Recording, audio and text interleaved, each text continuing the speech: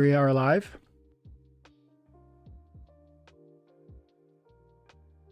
Going live. Okay. Hey guys, Infidel 1258 here. I hope you're doing well.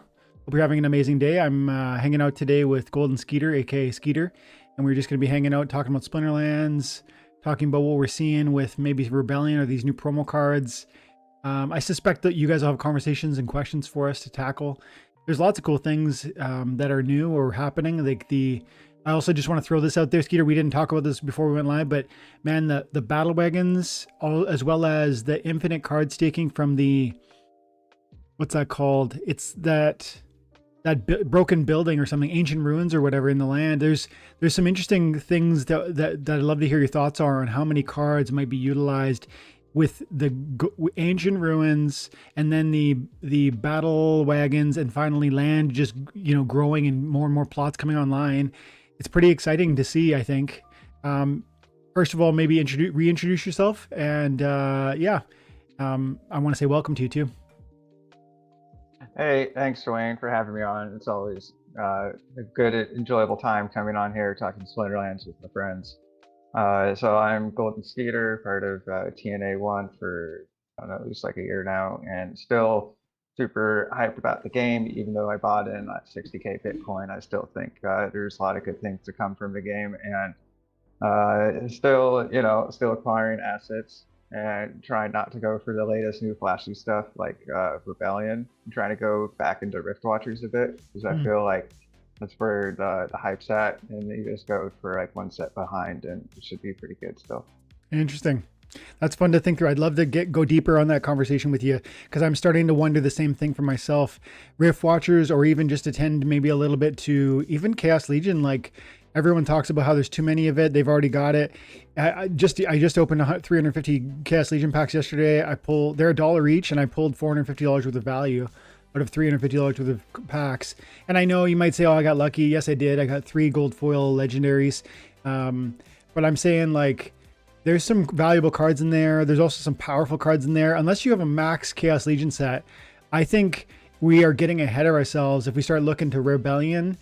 Because, man, Chaos Legion isn't worn out. It isn't disgraceful. It isn't, there's a bit of a black eye around it because there was too many packs printed and people think it was so expensive and now it's not. All those cards like Ashanis, they were so expensive and now they're not. But that doesn't mean they're less functional, less useful, less powerful in the game. And if you don't already have them, man, that's the cheapest path for the best bang for your buck, I think, hey? Totally. And Chaos Legion is still very powerful and valuable, and it's kind of like, if you don't have, I think BlazeCo said this yesterday, if you don't have Chaos Legion, you're just kind of behind. So it's like a really good starting point for everything. And like, I'm still need to acquire some of the legendary summoners, and I played a gold foil phrase, so still need to get those in gold foil. Like, need to get another General Wraith, because they had another Archer Reflect monster that came out, so that synergizes with the Amplify as well. And and like a Lily would be good too, but Chaos Legion still very powerful and still will impact the meta. And if you don't have Chaos Legion, that's kind of where you should start. Yeah, because it's absolutely powerful. I mean, is it as good as Rebellion or even Rift Watchers? There's some cards that are exceptional in Chaos Legion, and I would say that if you look at the legendary summoners on Chaos Legion in particular, Immortalis is still very successful. Possibilis has its real niche. Wraith is excellent. Yasik, they're all excellent in their a bit more of a niche than maybe the Untames were. But to like you just said, you're behind if you're not, if that's not your starting point, and if you don't already have it, then that's maybe the place of most focus. And yet it lacks the bells and whistles. Like, it's not the exciting new thing. So there's a bit of people that are probably chasing after Rebellion, and you just said you're going to try and focus on Rift Watchers. Are there ways you're like, what does that look like for you over the last, how long has Rebellion been out? 4 weeks, 6 weeks? And what is your path and story been with the card acquisitions in that time? So it was pretty low in funds at the end of the year, but now that Christmas is past us, been able to acquire some more assets. I don't think I was the only one in that boat. But yeah, so I'm trying to hold off on Rebellion cards for the most part, because I feel like there's not enough supply, especially for like a lot of the gold foil cards. You can't even get a max copy. It's not even available on the market. So I'm like, yeah, it's just means I'm just gonna be patient and wait, maybe rent a couple cards. But did go for the promo cards, did get a gold foil Grimbarden for Gold League, and then just got a level 3 Mantaroth this week. So I'm really hyped with that. Those cards are very powerful, very strong, very fun to play with. Yes. And I had some really good games with them, and using Bulldog's idea of putting flank behind it in front of Mantaroth. And so I got the white flank card just to like level 3 where he gets like an extra attack. And I haven't really played with him too much yet, but he still seems pretty solid. And then for Rift Watchers, still looking at some of the key cards. Like I really need to get a Bramble Pixie because that card just helps me win so much, and it's so affordable. Bramble Pixie, is that the one with the self-heal secondary? Yeah, this one. And yeah, because you go like an Immortalis play when green's always available, and then you play the Pelacor Mercenary up front with self-heal. Yes. And then you play this card, Bramble Pixie, with self-heal, and then you can play the Goblin Psychic, which heals the tank, and now your tank's like really resilient. And especially if it's like a sniper or scatter shot rule set, all your self-healing cards up front are just gonna stay alive forever. Yeah. And if it's green's open, people are expecting magic, and then you come in with like two cards in the melee positions, and then you're doing melee damage, and they're not expecting that against like their void or void armor or whatever. And so it's a really good way to balance out the team, I found. That's cool. Bramble Pixie is one that I don't yet have maxed out. Like Rift Watchers, I'm in the same boat as you. I'm thinking, yes, I want Rebellion. There are some key Rebellion cards I have already bought. I don't yet have Mantaroth, and I will one day. Also the Grimbarden Smith, yes, I want it. But right now I'm not trying to focus on this. Like you said that there's not a lot of supply. You said that there's a, we pointed out how there's a unique sort of set of demands for Rebellion in this moment. So I'm okay with being patient. Like if everybody wants to race through the door on those assets, I'm willing to wait my turn. And I do believe you're going to see more and more supply come online. Not with Mantaroth and not with Grimbarden Smith, but with some of the cards, of course, as the packs open, there will be more. Now, I can't say that means the prices will go down, because even though if supply goes up, the demand could go up if player base grows. So I'm not really predicting that the Rift Watchers will get cheaper. I mean, Rebellion will get cheaper, but I'm just saying I'm not in a rush in this moment. And there are other assets that I think are, if I would say Rebellion is maybe uniquely desired and probably a little bit inflated, I would say things like Chaos Legion or even Rift Watchers are downright being ignored. In fact, cards like Untamed are just like being given away because they represent, from where they used to be, because they represent an opportunity to move into the shiny new thing, the Rebellion. And I don't know how you feel about this. I think we talked a little bit about some of the Untamed cards in a previous time you were on, but man, I've been I hear the siren song. I hear the siren song of Kitty, for instance. I'm renting one this season, and it's like 70% win rate. And the thing is just as good as it ever was. Like, it's excellent. It's still probably the best summoner in the game. The only limitation is it doesn't play in modern, and that's okay with me. I'm winning at a high clip in wild. And so Kitty is like just another example of like, hey, maybe I'm willing to chase after what other people are throwing away. Like, look at this, 1,050 for a max. And then there's one for 1,100. Wow. Very recently, those would have been $2,000-$3,000, at least 2,000. And, a year ago, probably $3,000, a year and a half ago, maybe. Or 5. Yeah. I remember seeing it 5,000, 5,200. Yeah. And it still wins, it still crushes, it's still amazing. And so again, if you have all these cards, but that's not most people's story. If you have all the Chaos Legion cards, move on. If you have all the reward cards, move on. But if you don't, then man, there's some really interesting cards in there. At every level. And even I've been giving a lot of shout outs recently to Gathering the Magic, but it's just such an important point. I want to say it again here.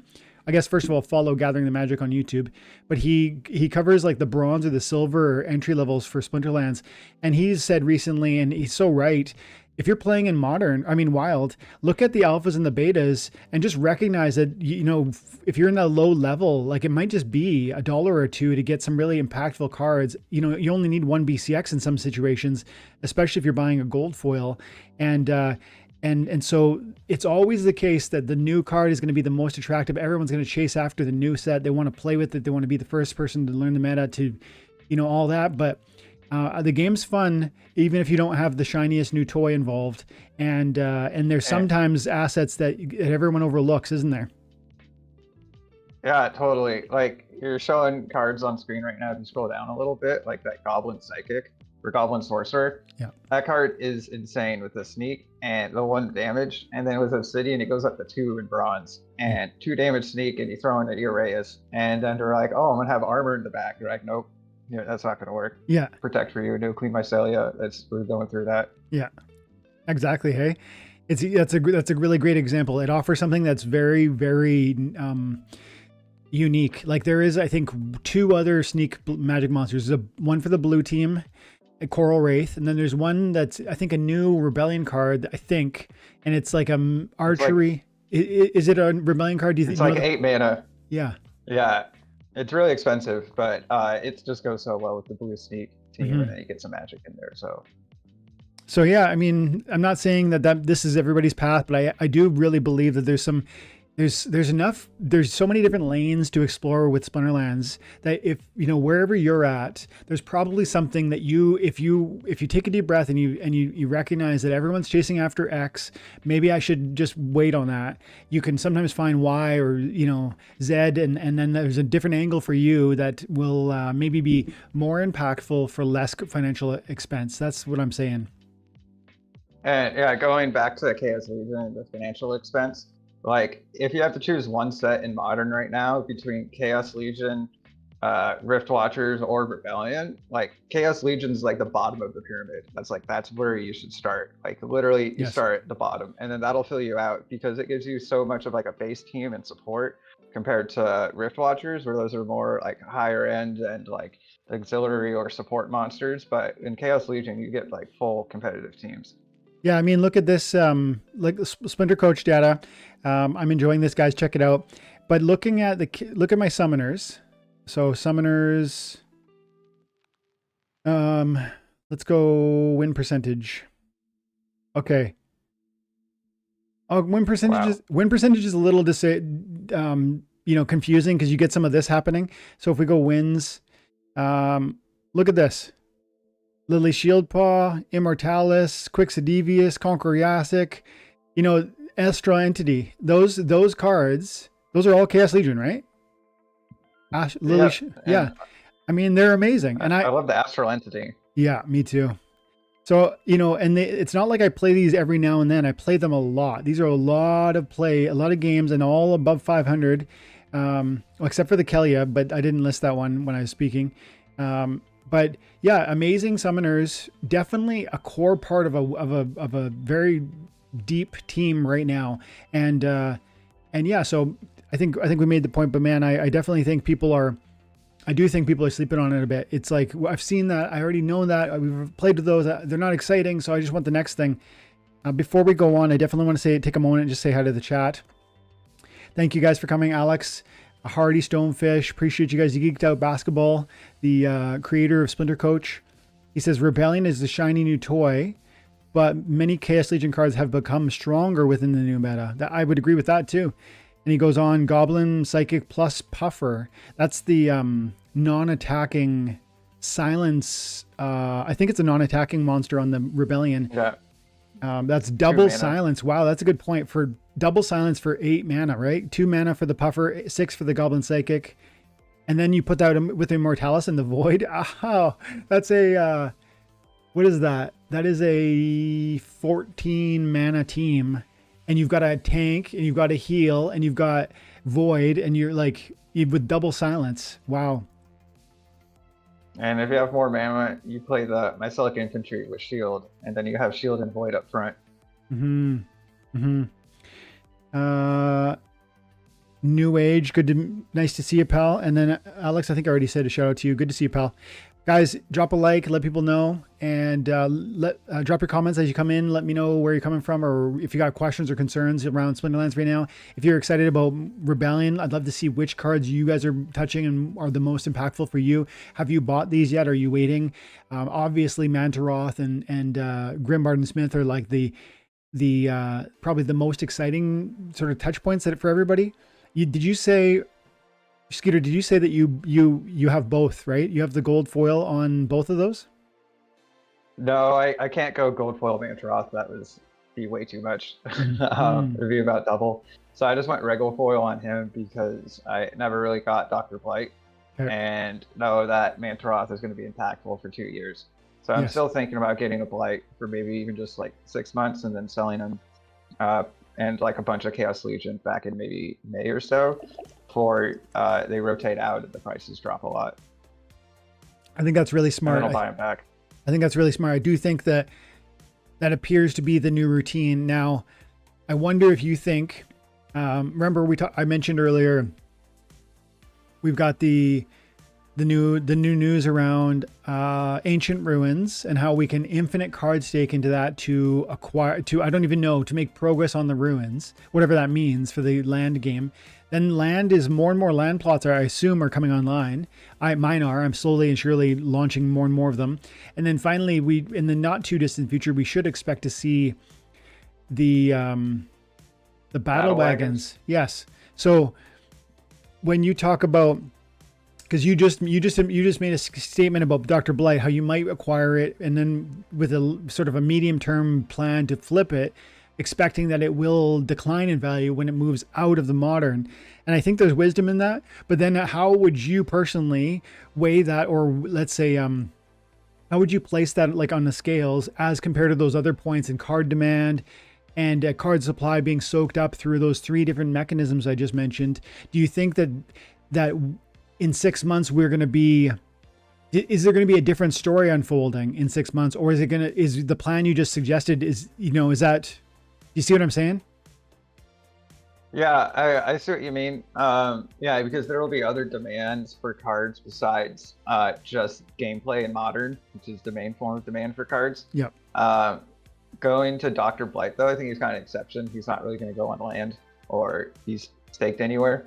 But I can see a lot of other Chaos Legion cards. They could appreciate in value, and their value could hold longer next year or later this year, maybe till like September or August or something. Interesting.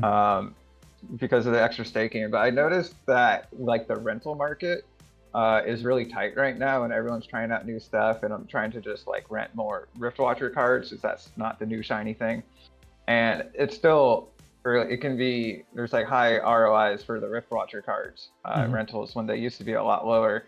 And so it seems like more people are playing in general and trying out new things and want to try out new strategies, which is exciting for the game.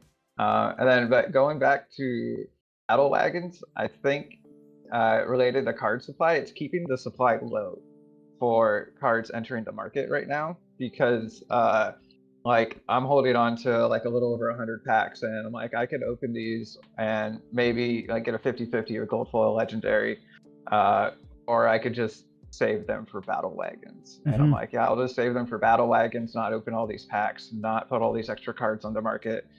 So I think some other people are doing the same thing. So I think that's kind of why there's less liquidity in the Rebellion market for the new set.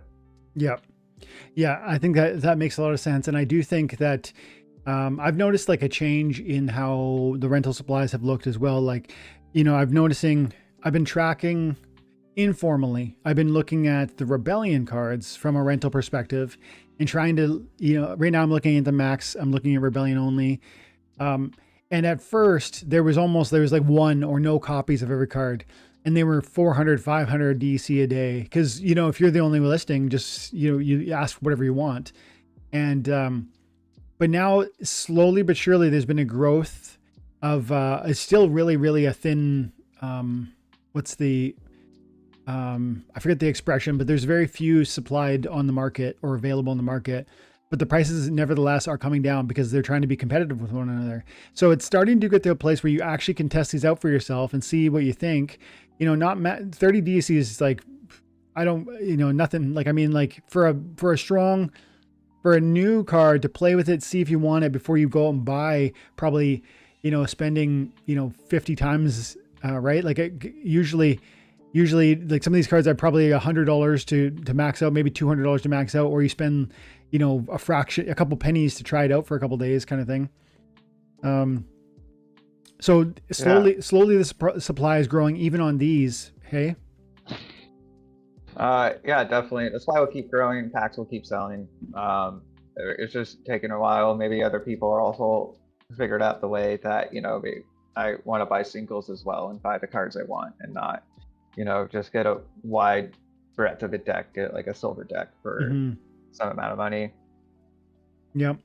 And when I'm going for gold foils, I need to open so many packs. It doesn't really make sense. Yep. I see a comment on price from Alex. He's talking about the puffer and he goes, it'll be a 60-cent card pretty quick. Let's see. I remember it, but I want to look it up so I can be really clear about it. I think it's a green team, right? Puffer. Yeah. There it is. The lurking puffer, another 2 mana, and you got it all the way up to 9 hit points, which is really significant. You got the corrosive ward, which I haven't used sort of at all. I don't know about you. That is one of the abilities I have, at least I'm not taking seriously. Maybe it's amazing. I haven't used it. I am not taking it very seriously right now. I am struck by some of the other abilities, like we talked before we went live, and maybe we can move toward that conversation in a couple minutes here. But the what's it called? The flank ability really does seem quite interesting in terms of all the doors it can open. But corrosive ward might be another similar thing. I just haven't seen it. I don't know. I'd love to hear your thoughts on corrosive ward, Skeeter. Yeah, I just got like the white flank card Bulldog was showing off. Just got him level 3, just a couple copies, just so I can get the flank and an extra attack. And he comes with like corrosive ward. And I played it in a cripple rule set, so the card didn't really do that well. I didn't really think that through. But when you attack, it removed the armor from the opposing creature, but which was good. But I haven't really had. He also did like more of a sneak play, so I didn't really get a full effect from that.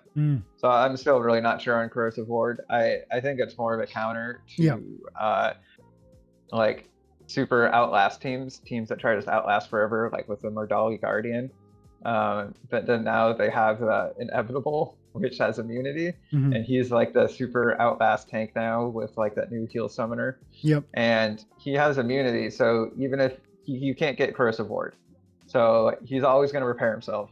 And the other cards can also repair him too. You put him in the back with Lily, or like that heal guy, and it's really strong. Yeah, so I mean, I guess the every ability is going to have its moment, but I'm hearing from you the same thing as I'm thinking. Like it's not as like impactful, or it's not as grabbing me in the same way some of the others are, like flank or lookout or ambush, etc. No, but I just figured out corrosive ward is the counter to the armored strike ability. Yes. When people attack with armor and then they get the double attack in, now they're going to lose that permanent armor. So like the Wailing Wraith or Mantaroth, like they're going to be doing super big DPS in the second position often. Yeah. And then this is like the counter to that if that ever becomes like super meta. Yeah, and I do think that that's going to be valuable. As I was imagining that just now, I thought to myself, the lurking puffer will just get erased from like a Mantaroth, but the armor strike comes first, and that's usually like if you play the Mantaroth with a substantial protect buff, 8-10 damage is possible from your armored strike.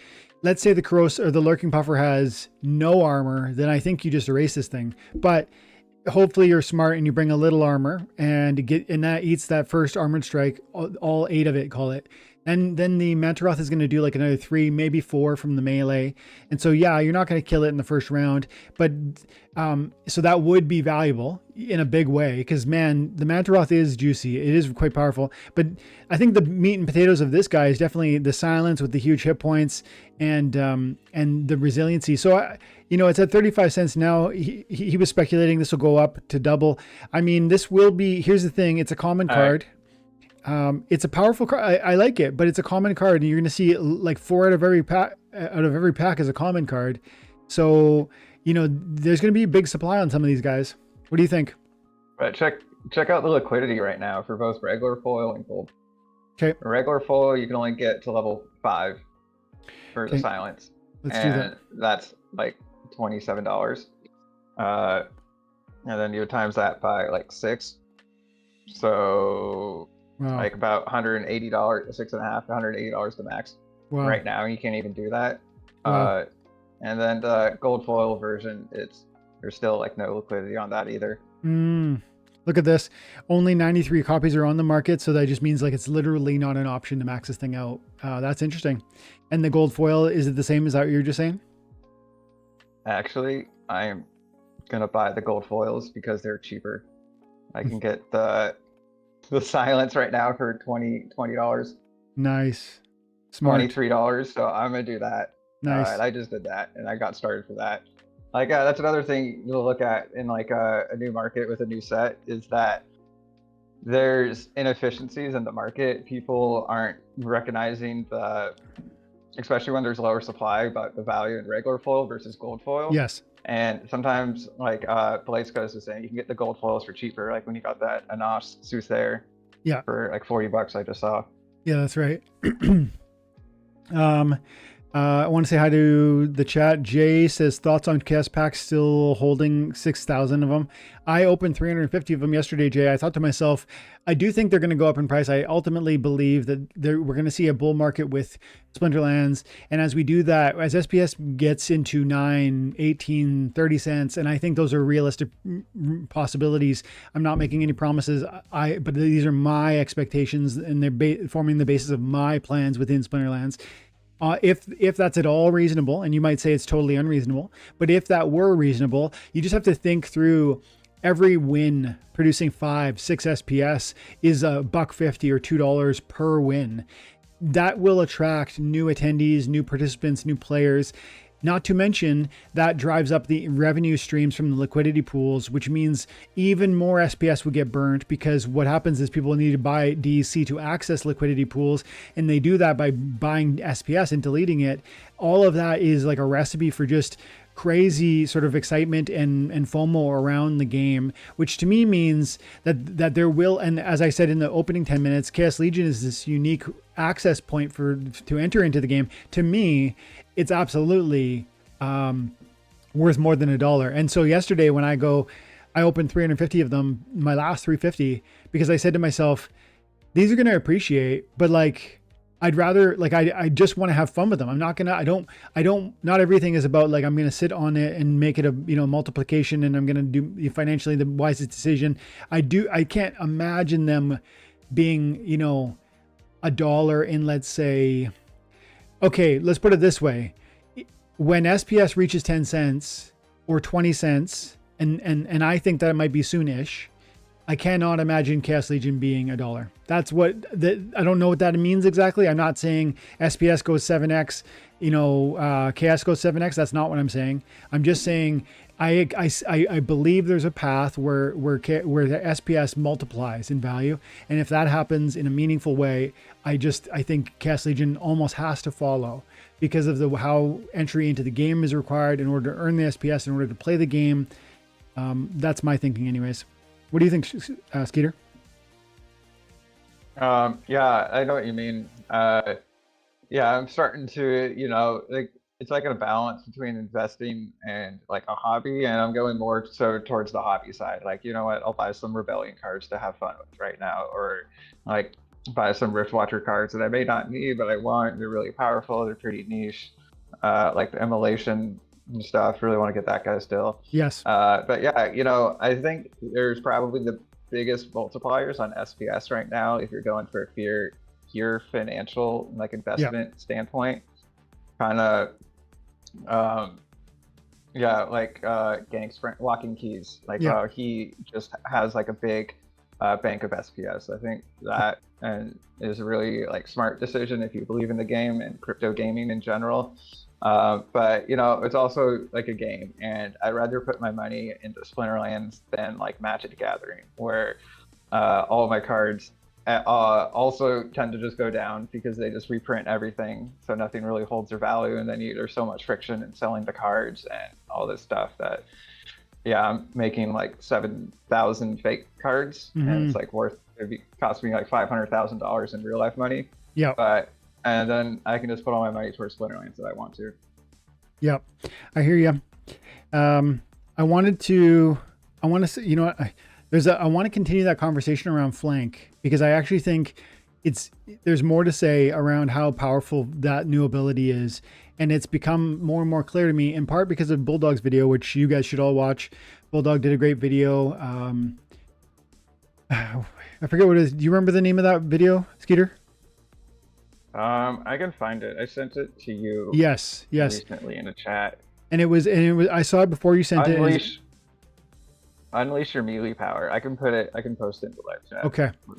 Because he deserves a lot of credit. I mean, there's a great video, first of all. Second of all, he really clearly made the point that flank is this opening doors for amazing melee monsters that you want to play, and they can maybe even play as primary tanks in the first spot, but they're so much more elevated when you can protect them in that second position and yet allow them to fire and do their damage.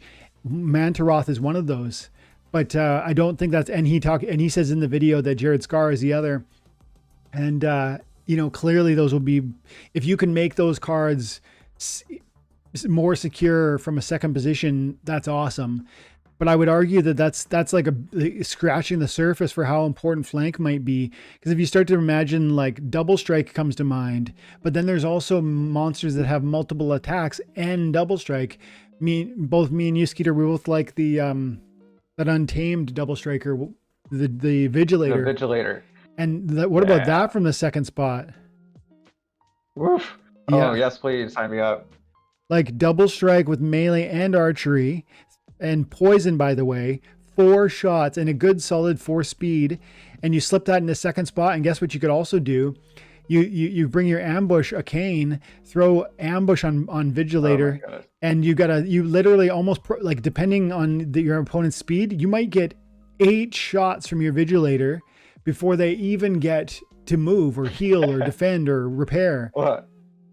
And then you bring, like, a brownie for the +1 melee damage, and then the new no attack card with Inspire as well, the soulbound one. And each of those, if you're getting 4 attacks off, +1 damage times 4 is 4 damage extra per brownie on round 1 from one monster. And if you have the other one, that's +8 damage. Like that's literally melting people if they don't have shield. Yeah. So, and also cards like that with the Vigilator, where they attack at 3 or 4, they're not going to even be force field reduced. And so they have the multiple attack, they stay under the force field. And to me, that'll be, in the Wild League at least, that'll be a really interesting play. So I think this, this is what I meant when I said, a few weeks ago, Rebellion is going to be this thing where we're going to recognize really key things in fits and spurts. And to me, that's how Bulldog pointed to the Silver Blade Fighter. I didn't see anybody else doing it. I didn't hear anybody else mention it. Maybe he got it from somewhere, but I'm saying the credit from my perspective goes to him. But seeing the impact of flank, it's like one person sees it and then they start using it and then they mention it and then other people grab it and run with it and they, iterate on that same idea. Vigilator would be an iteration on that, and I think powerfully, but it's not the only thing. I mean, you just picture your favorite. I think double strike is one of the ways to look at it. Undead Minotaur, if you're in the wild. In the modern, Possessed Puppet on the death team. That's right. The card no one uses, the Soulbound card. Yeah. Because it has like 3 to 5 health. But you can give it flank with that new big Uladin guy who's 11 mana, the big fat whale or whatever, who has no attack. Yep. And then you could put the puppet in behind, and you could play the archer card with Protect and Inspire as well. And you can do a similar thing for less mana, or you can put the Grund with flank. That'd be powerful too. Or the blue card, Coastal Sentry, that people like. Yeah. Giving you a different angle, because usually we rely on Possibilists, but maybe you want to bring in the Coastal Sentry without it. But yeah, Possessed Puppet is probably a really prime example. And then there's also probably a bunch of, let me think this through. There's probably gladiators that, we don't often, your mind doesn't often go to, but I would think there's almost certainly gladiators that are going to benefit from firing in the second spot as opposed to the first. So I really think we're only scratching the surface. Oh yeah. Yeah, definitely the gladiators with the Bloodlust. The Bloodlust is like a hard carry ability. If you're able to put, that death guy, you had him, he was 4 mana, and he has like no attack or he has high attack but like no abilities. Yeah. Yeah, the Trapper. Yeah. Or even Like that guy would be great oh, in flank. 4 mana, man. 4 mana. Like huge damage. And I think he gets poisoned. No, he gets True Strike. He gets halving too at level 5. Interesting. Yeah, so there are angles that we haven't even begun to think about because it's not common, because we don't own all the cards, because we haven't had enough time with it. And you're going to see more and more real interesting transformations happen and come to the game. And then, by the way, in the very near future, you're going to see new airdrop cards coming from Rebellion, which are going to radically alter the meta again, probably. And then there'll be some promo card in the not too distant future, and then a mini set. And it's like, this is the game of Splinterlands. It's always this exciting rolling of opportunity and attention. Yeah. Looking at other flank cards, possible card would be Alva the Crusher, Gladiator card. It has shield. It's normally like a tank, but it has bloodlust, so you don't really want it up front all the time. Is that which team's that? It's a blue ALVA. Alva. So you get the bloodlust, you get the, I mean, it's just a little slow for me, but I do like, it's like with the shield, it's like a little bit resilient. If it makes it to the front position, you're not going to be upset. I could think about, or maybe a repair monster from the second spot would be interesting, because they're actually on the fire team. There's a repair monster that has melee damage. I don't think it's a gladiator. It might be a soulbound reward. There is a gladiator reach monster on fire that has repair. This is the one I was thinking about. Ferox Defender, secondary melee damage from the second spot with the shatter, which is interesting because, like we've been pointing to, armored strike is quite interesting nowadays. Well, shatter helps you out there.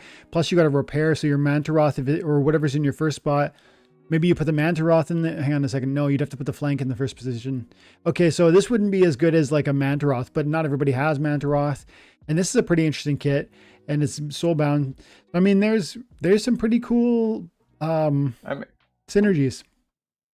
I mean, you can still play that guy, given the rule set. Like, there's a new fire card with flank, like a big archer guy with close range. With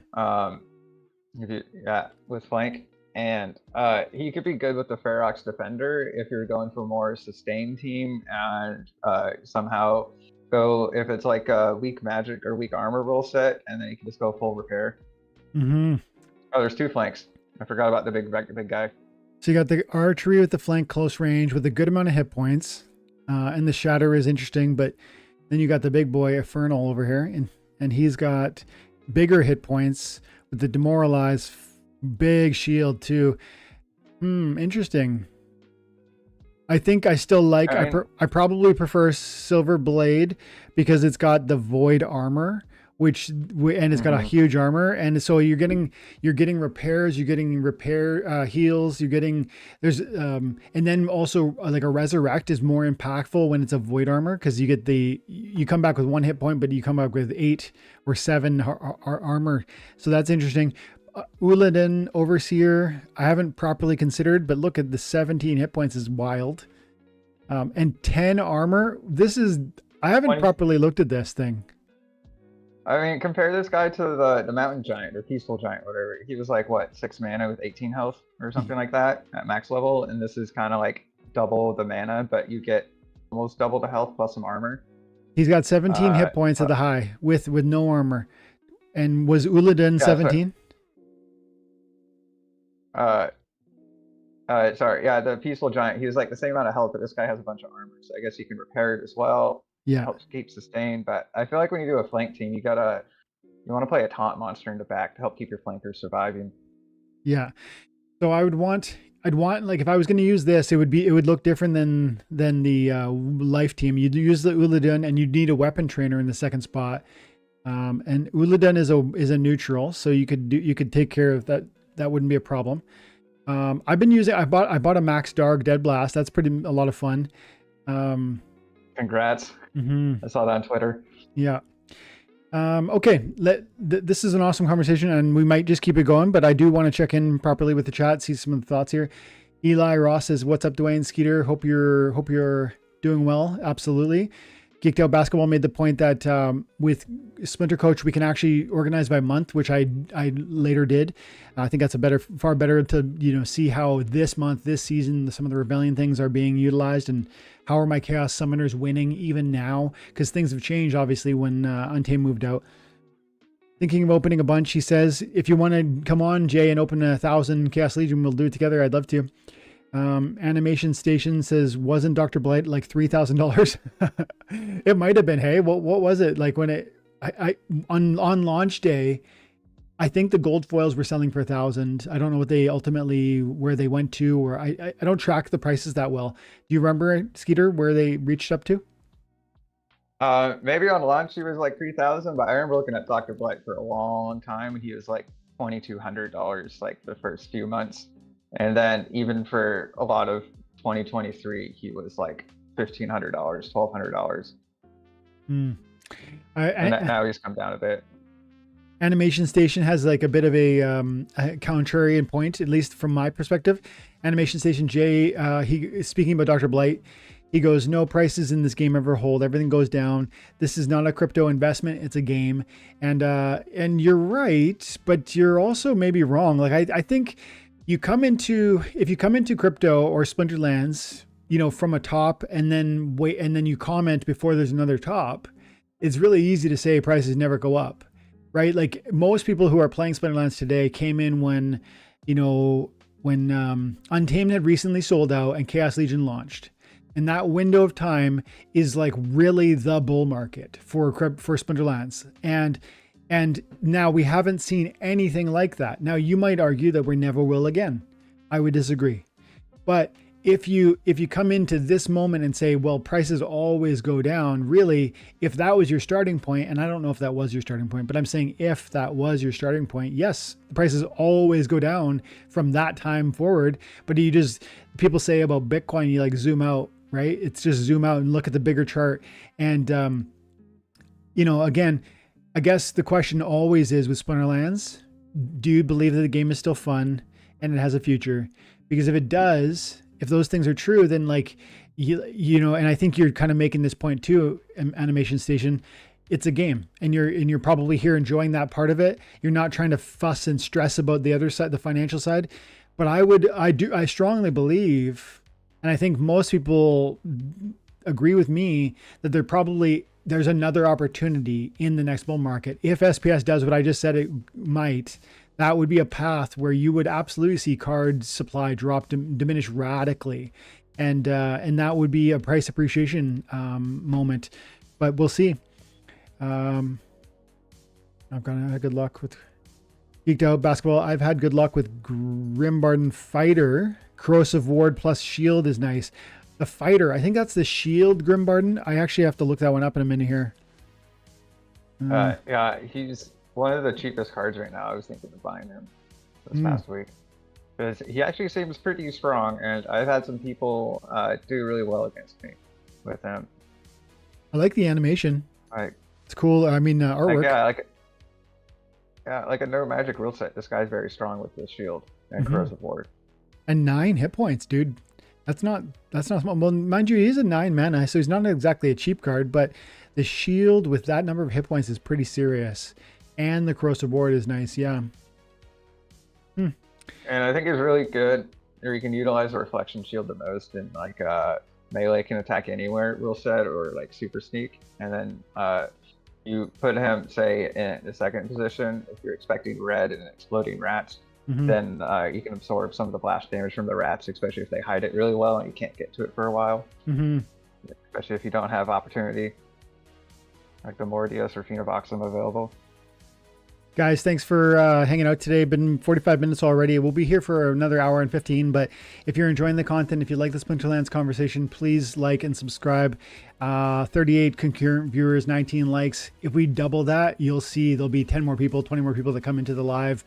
And that's just more people that are going to hear about Splinterlands, maybe get excited and join the party. So do me a favor, if you're enjoying it, go ahead and hit it. And let's see. I saw...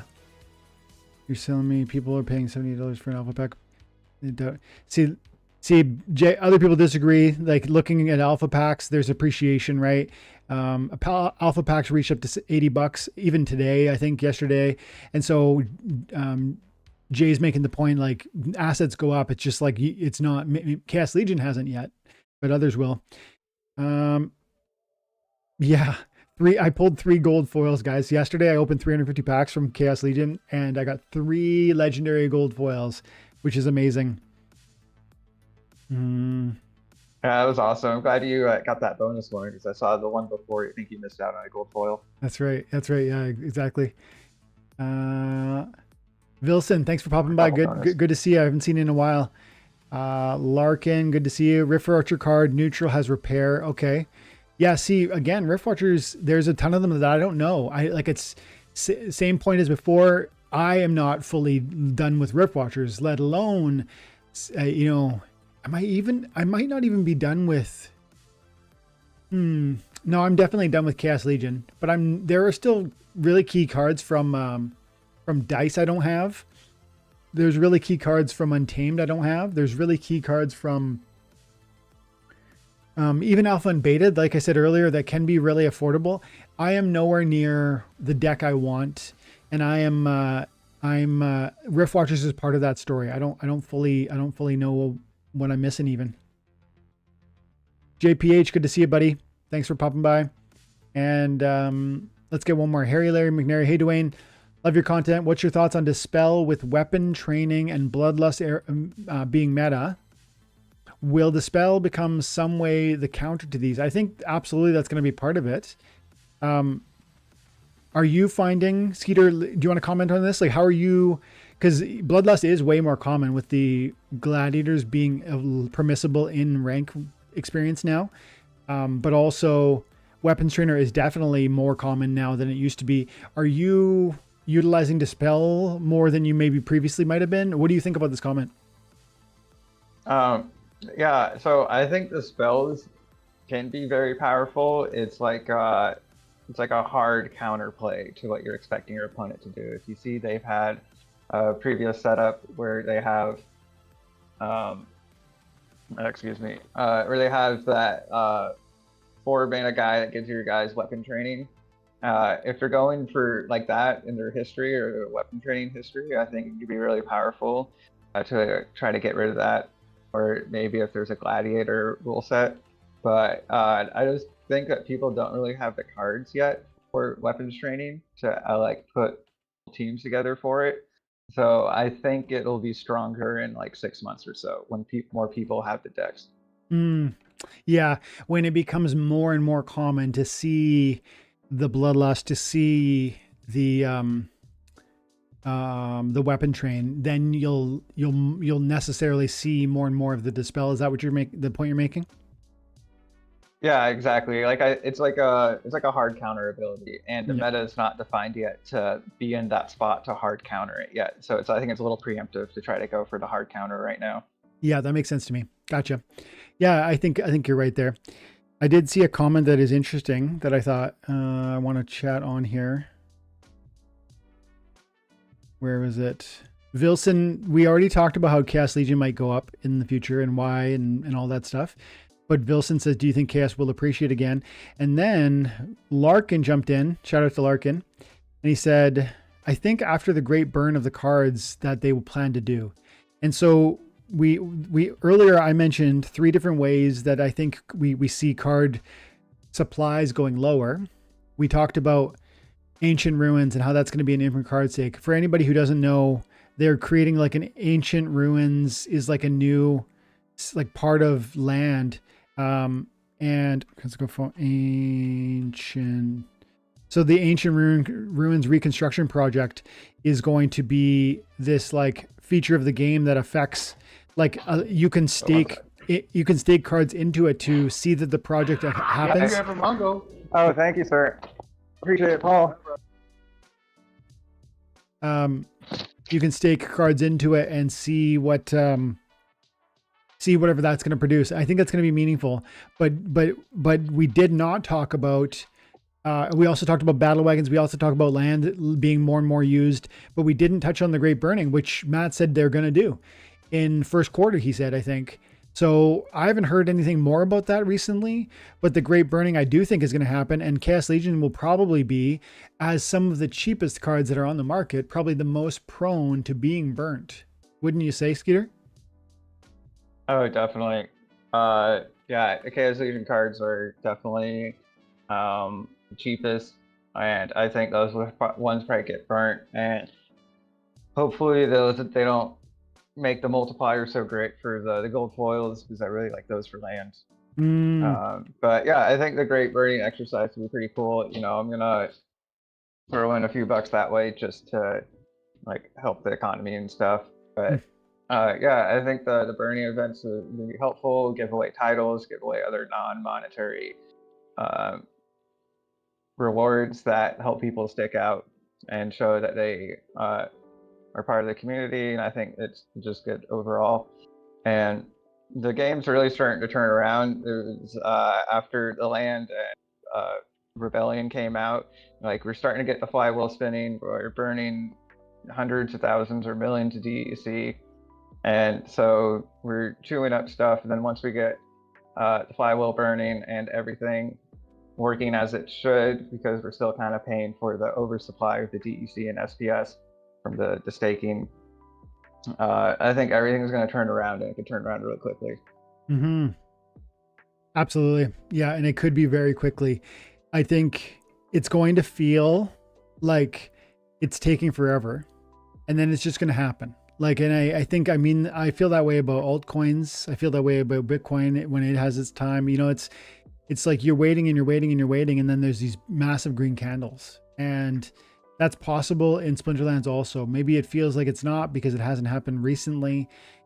You know, these things happen once in like 4 or 5 years. Like that's what happens. It's not every 6 weeks. It's not every 6 months. It's like a long windows of time before there are significant gains between bull markets. And it does feel like crypto is like in that moment again. You know, Bitcoin fell like a good little drop yesterday, and then a lot of the alts, as we can see on the chart, you guys can probably see there's a big drop, and it'll be pretty much every coin that felt that yesterday. But it does feel as though that was a key moment. As I look at, you know, I like XRP, but man, look at this screen right now. Like this was how long is the window here? I go 30 days. This last 30 days, very like, well, I mean, relatively stable between December 10th and January 2nd.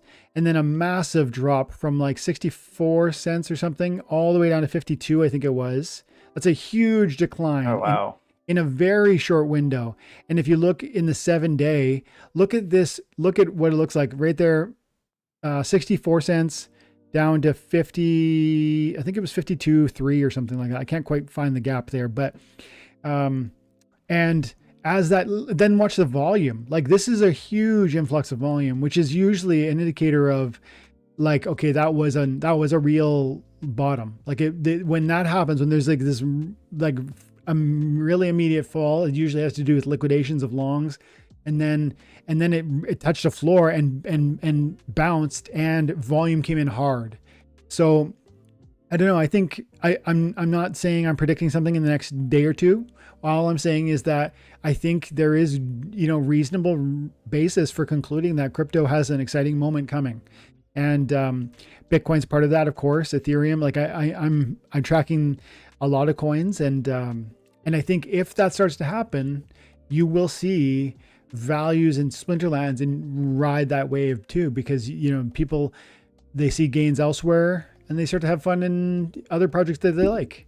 And you know, I would do that. Like if I saw a real gain in my bags, I would definitely come in hard and buy some more land, buy some more SPS if SPS hasn't already run away. So it's an exciting moment, and there's lots to think about and consider. Yeah, it is an exciting moment, and crypto's very exciting and volatile. Like you see the cliff go down, well, Splinterlands could have that opposite cliff go up, and Yes. that could happen in like a week or like even 2 days, and you don't ever even know.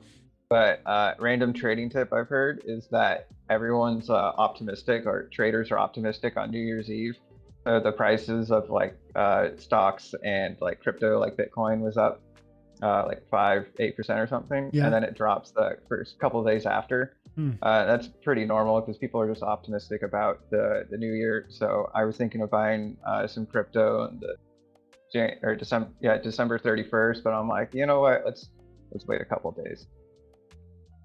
Um, And it's kind of like how in election cycles it always goes down too in the yeah. U.S. Yeah, you're right. Sentiment is a huge impact, and people's excitement at moments like that. They talk about a Santa Claus rally around Christmas, and it's probably the same, a little bit of the same vibe. Um, Totally. okay, you know what I want to talk about? I don't know if you have any points. I'm happy to go back to some of the rebellion conversation, Skeeter, but I want to hear your thoughts on what I've been trying lately. I don't know if you do this, but man, I'm full in on Ooh. tournaments now. Like I'm not, I'm having some success. Like today I got paid 40 SPS for a tournament. I paid 8 or 10 SPS to join.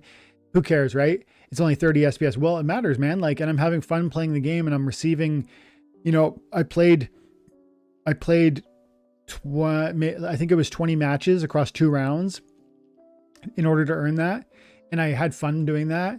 And I also, you might say, well, just play the rank experience. Yeah, but you only get so much energy. And then this is one more way to extract value from those same rental cards. And then there's usually 3 or 4 tournaments like every day or 2 that you can take advantage of, at least every week so far I'm seeing. And so this is an angle I'm now more devoted to exploring. Do you do the tournaments? And if so, have you had success in that? I used to do tournaments a lot. I was doing probably like felt like 3 to 5 a week about a year ago or so, a couple of years ago. But I just don't have the time for it, and then also don't really like. It seems like some people have battle helpers in tournaments, so I kind of stood away from that for that reason. I'm kind of waiting for battle helpers to get figured out. Like even if they're technically illegal, people still use them. Yeah. And then they use them for monetary financial gain. Yeah. So their own personal incentive to extract as much as possible through any means necessary. Yeah. So people are using battle helpers in tournaments. Yeah, I've heard that too. I have never done that. I don't know how to do that. I guess I would say as like a pushback against that, now if you have no time for it, you have no time for it. But I would say that often it's like no risk. Like I spent 10 SPS to get into this tournament, and there was only 117 participants. I'm gonna get my money back, so I'm taking a chance at like tripling or sectupling my SPS.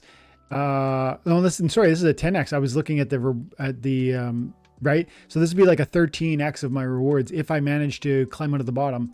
And again, I'm having fun with the game that I like, and it's literally no risk. And maybe there are people who are, using helpers and cheating, because that is against the tournament rules. But I just am willing to, like, I'm like absolutely taking advantage of this. So this all of January, I'm going to do this very intentionally. I'm going to try and track what it ends up producing. My expectation is going to be, something in the neighborhood of a few hundred SPS a month. Like I think probably conservatively 300 to 500 SPS a month that I would never have gotten if I didn't do it. And, times a year, that matters, man. That's, might be something like 6,000 more SPS that I earn for free.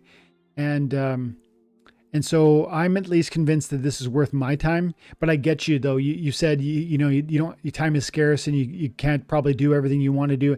And you do not use XBot for rank. You don't play in wild, you play in modern, don't you? Yeah, I play in modern. I don't have the time to play every day, so I still use XBot. But if you can't beat them, join them. But I don't really want to go down the battle helper route. And that's right, there's pretty much no risk. So if you enjoy it and you're having fun, and even at today's prices, you get like $130 a year or something, that's like a new card at max level just by playing tournaments. Yeah.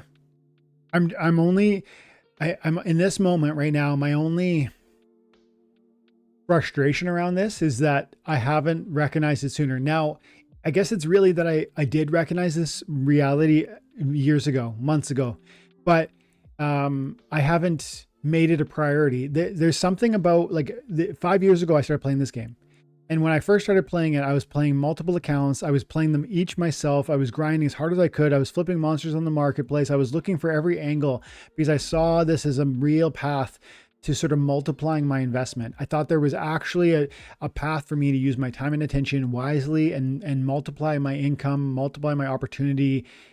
And I've never changed that opinion, but I have changed how I practice that because I just am, I'm a YouTuber. I have 2 kids. I've got a, wife and a, full-time job outside of this. So I've allowed myself, plus I've seen significant gains from this game. So, $5,000 became $50,000 from, before anybody knew about Splinterlands until now. And that's a huge, huge multiplier alone. So now I've gotten a little bit lackadaisical. So like in this moment, I'm like, okay, you know what I'm going to do? Xbot's available in the wild. I like playing Splinterlands, the rank experience, but I can't even when I want to. So last season, there's about 5 days. Last season, I earned 35 chests in my rank experience. That's ridiculous. Like I always get 70, 80. I just didn't have time to play. And so I said, you know what? I can't, I'm not willing to let my resources just sit and do nothing. Like I'm going to have the Xbot. If I can play, I'll play. If I can't, I'm going to let the bot play. I'm also not going to mess around with battle helpers because I didn't even find them very helpful when I've used them 3 times just to see what it was like. And I think to me, I don't like it. It's not only not fun, but I don't know. I don't find it valuable. And so finally, that's my plan. It's like if Xbot can like carry the load when I'm too busy, that'll open up my free time from no longer having to spend an hour a day playing rank.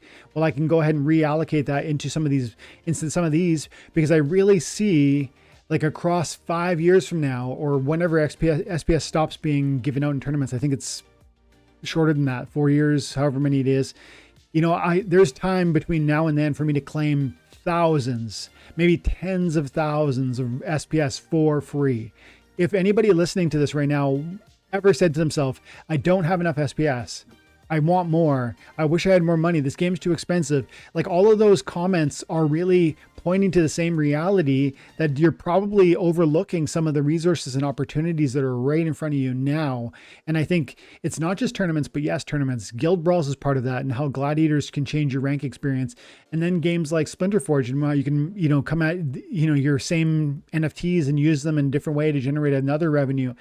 There's ways to scratch and claw to multiply what you're doing here.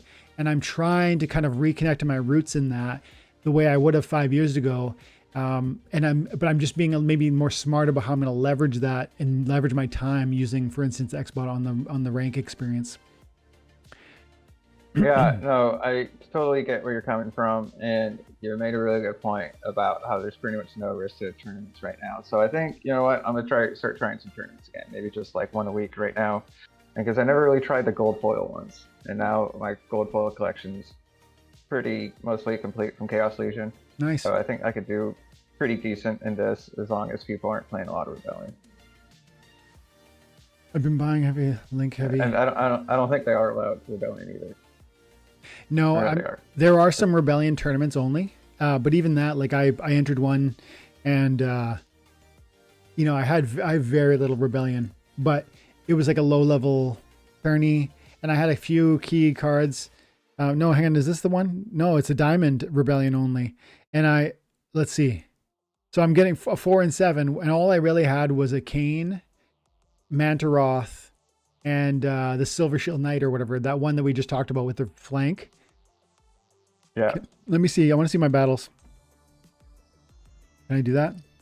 Boom. No, there must be a way to see my battles. If I click on my name, I'll go to my own screen. Let's go battle history. And then there'll be wild tournament. They're all here probably, but which ones are the ones? That's okay. Oh. Yeah, I mean, I think it should show up where we had it earlier. Yeah, it would. Maybe it doesn't show up after it's over. maybe. That's okay. What are like? Where is your like? Where are you? What do you? You said earlier that in December funds were tighter. It's Christmas. It's holidays. It's like, you know, I get it. What in 2024 are you aiming at? What are some of the things you want to look for? What are some of the things you're maybe trying to, in the short term to medium term? Like, what are some of the places you want to allocate some of your resources within Splinterlands? Yeah, so definitely towards Rebellion. Probably get some more Rift Watchers, a few key cards from that. Like, gonna get the Bramble Pixie, but my goal already was to get like a gold foil Grimbarden. Mm-hmm. And then I'm like, yes, this guy's so good. He's gonna be played for next 2 years. I'm gonna get him. There's no more supply of him coming out, so I'm gonna get him. And then the Mantaroth, and then just had to get him in regular foil. But he's just still so good with the true strike and repair and shield. It's and double strike pretty much.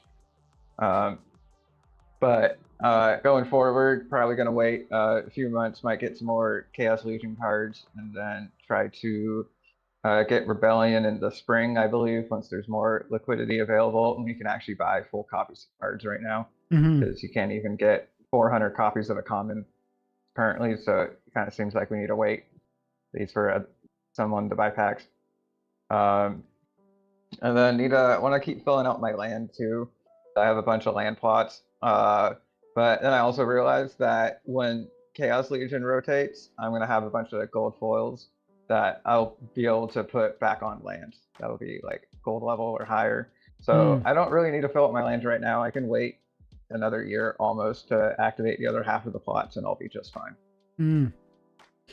I'm interested in more and more gold foils lately. Now I'm like a penny pincher kind of, right? So I'm not gonna race into anything. But as I look at, like, for instance, Mantaroth, and I think $338 for a BCX, there's only 12 of these available, and there will never be more than 222 BCX of this card.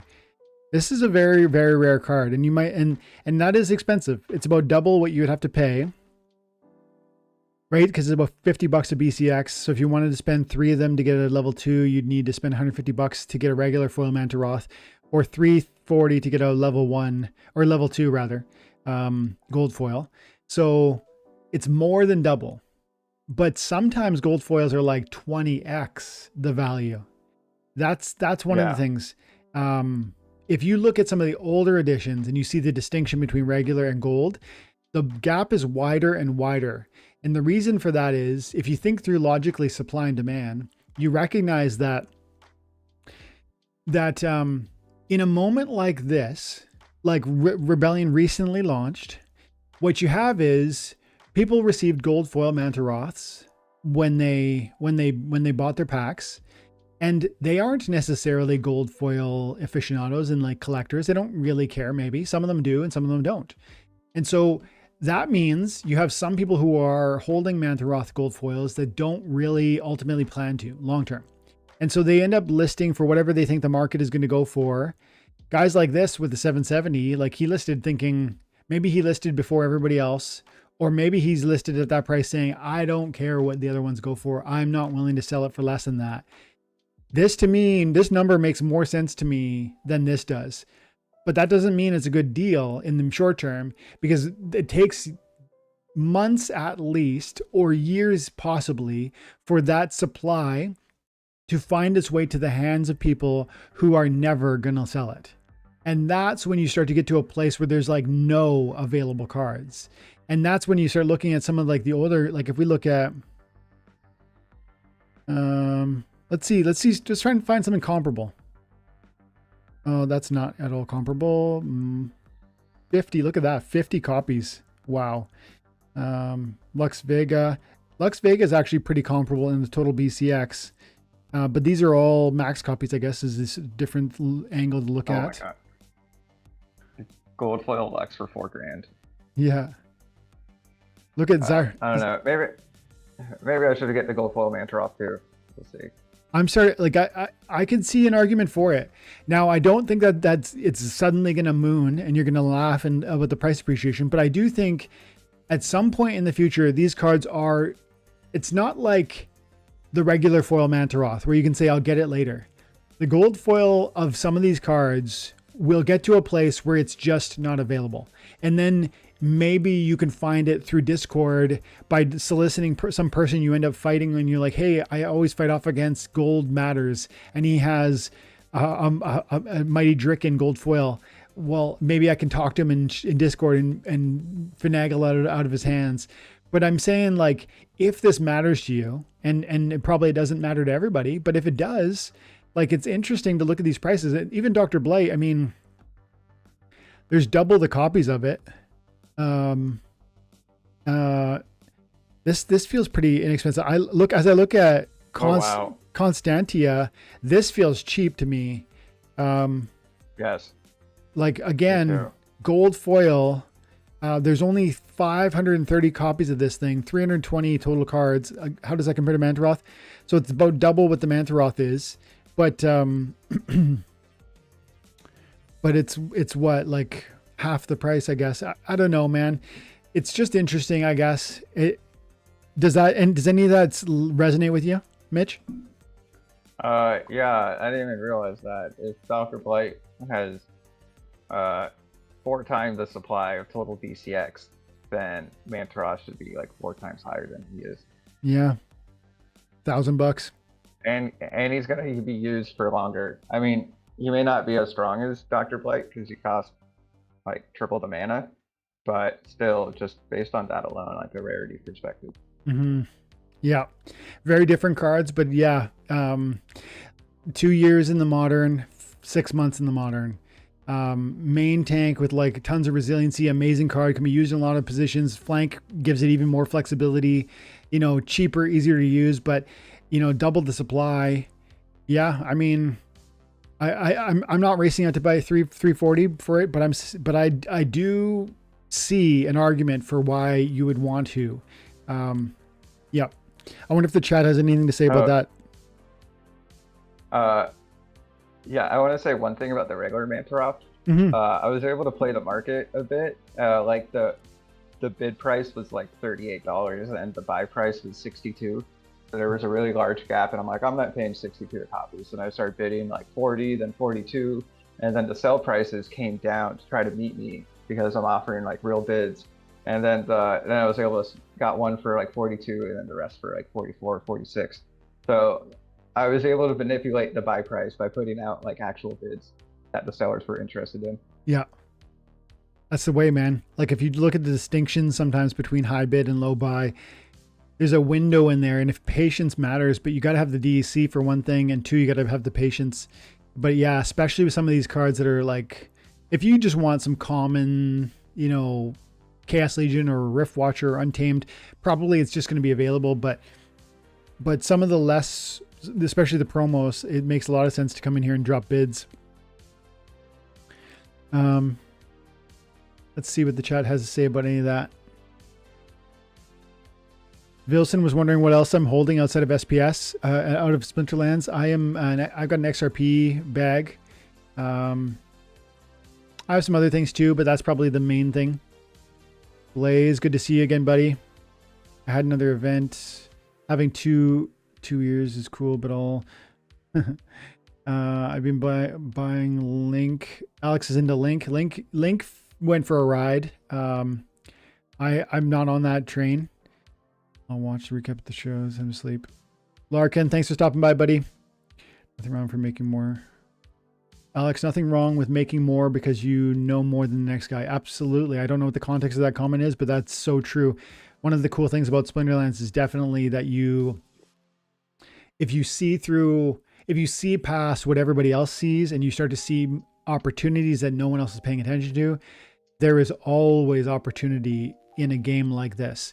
And the coolest thing about that means is like, there's a game within the game. The game is the rank experience, the deck building, and then the execution of that play style. Like when you actually go to the rank play and you use your cards in the best way possible. But then there's angles within that to build the best deck for the least cost. And there's angles within that you use the rental market or to, you know, there's just so many different ways to approach it that you can stretch what you're doing. Paul, good to see you. Skeeter is pretty dark, very mysterious. Yeah, that's what we were saying before, Paul. He's got like the degen vibe happening with like he's got the glasses. He's like, it's just darker over there. That's okay though. We can see you. I only play gold foil tournaments. Ank says he only plays gold foil tournaments. There's some big money in the gold foil tournaments too, by the way. That's a good point from Ank and you, Skeeter, you were saying you might try the gold foils. There's some juicy rewards. Let's quickly show that. I saw one I could not participate in. Let me show you. Events. Where is it? I'll find it here. Look at this one right here. Wealthy Gambit. Diamond League level, gold foil only, every card possible, 210 SPS, which is not nothing. But look at this. Right now there's 41 entrants, and if for the next 7 people, right? Like, I mean, this is still everybody's going to triple their money, or I mean, not triple. They're going to get 50% more. No, 3 times. Yeah, 3 times. You put 200, and you get like everyone. And then there's an opportunity in here for performers to get some like nuts multipliers. But I don't qualify. You need 3.6 mil power on the gold foils. You also need 134,000 SPS staked, which currently I do not have because I don't know if everybody noticed, but I have 150,000 SPS that is unstaked because I actually do think there's like an imminent moment happening where SPS might reach some number that I have to say goodbye to some of it. Yeah, I mean, you can always buy it back too. Yeah. Because the markets correct themselves. They go up, then they go down. Yes, sir. If we were looking at gold foils, we mentioned Lux for a beat, and I see Ank saying he needs a few gold foils. I know that I was talking to Jim Morgan yesterday in the members only live chat, and he said he's looking to sell his last gold foil Lux. So that'd probably be like a slight discount on market, I would think, because there won't be probably work something out where you wouldn't do fees or whatever. So, let's see.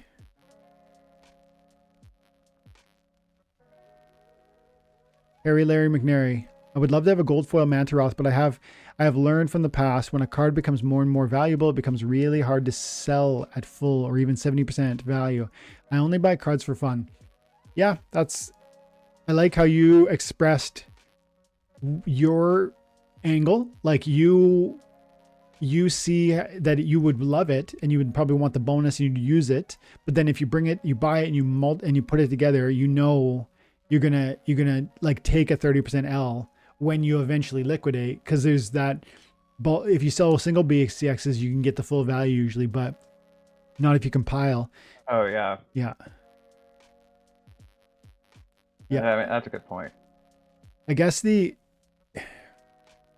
gold foil angle is got to be the multi-year angle. It's like, are you thinking about playing this game for 5 or 10 more years, assuming it's still here? Now, I think it will be.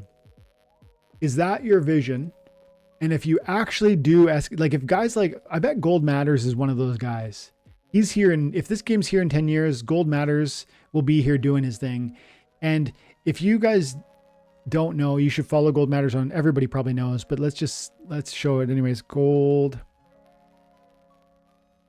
Matters on X is always covering Splinterlands. He's got funny stuff. He's got intelligent stuff. He's a great guy. I don't know him personally, but amazing follow on X. And then... Yeah, he's great. And he makes shorts too, YouTube shorts, but a lot of people don't do that. That's right. And then Gold Matters... Look at, no, that's not right. Is that right? I don't think so. Okay. Yes. 200, like a $250,000 in assets. Is that gold foil only? Yes. That's gold foil only. $270,000 on his account, from gold foil cards only. And, at today's prices. Yeah. And it's interesting to imagine, like, look at this, the total value filterable using list prices is 37,000, because list prices mean like it's not even calculable, because like in many cases there is no card listed.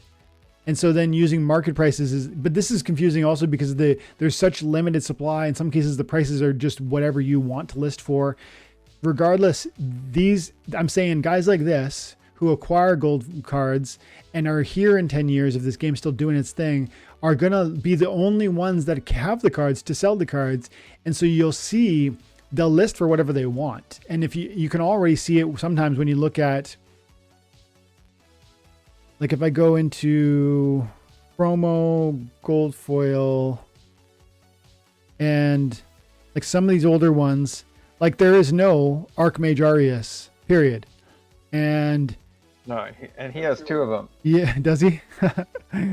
He's got 2 Archmage Ariuses. I saw on X one day. It's like, oh, someone was selling this for cheap, so I had to snag him up back in November. That's so. And That's he's so, probably got like, I don't know what, that's so wild. at least 10% of the Archmage Ariuses, maybe 20% in total supply. He's pretty much has like monopolistic pricing power where he can charge what he wants. Because the other people that have the gold foil Archmage Arius is probably never or hardly gonna sell them. Like you're not gonna get like 5 people selling them at the same time. I've got another topic I want to talk about, but I want to check with the chat. And I actually, Skeeter, I want to ask, is there anything you want to talk about? I mean, no, I'm happy to keep going where you want to go. Okay. Let me check in with the chat. And I'm going to remind you guys, if you're enjoying the content, like and subscribe. We are at, what do we got going on here? 39 concurrent viewers, 26 likes. Thank you very much for all of those of you who have. Appreciate it. It means a lot because it tells YouTube that people like this stuff. It tells people about my channel. It helps people come find us. And I appreciate you. So thank you for that. And if you like the live content, I should say also, I do once a week lives for my members only. Yesterday, I did a 2-hour live that was for members only. Some of that content reaches the YouTube channel. If you want more live content, members only content, then you can check out a way to support the channel. It's on the, I think it's like a membership page or something. It's like, I go to my channel. I should know this better. And then you can join. And then there's various ways, and every level is invited, but even higher levels get more access. So if that's interesting to you, go ahead and check it out.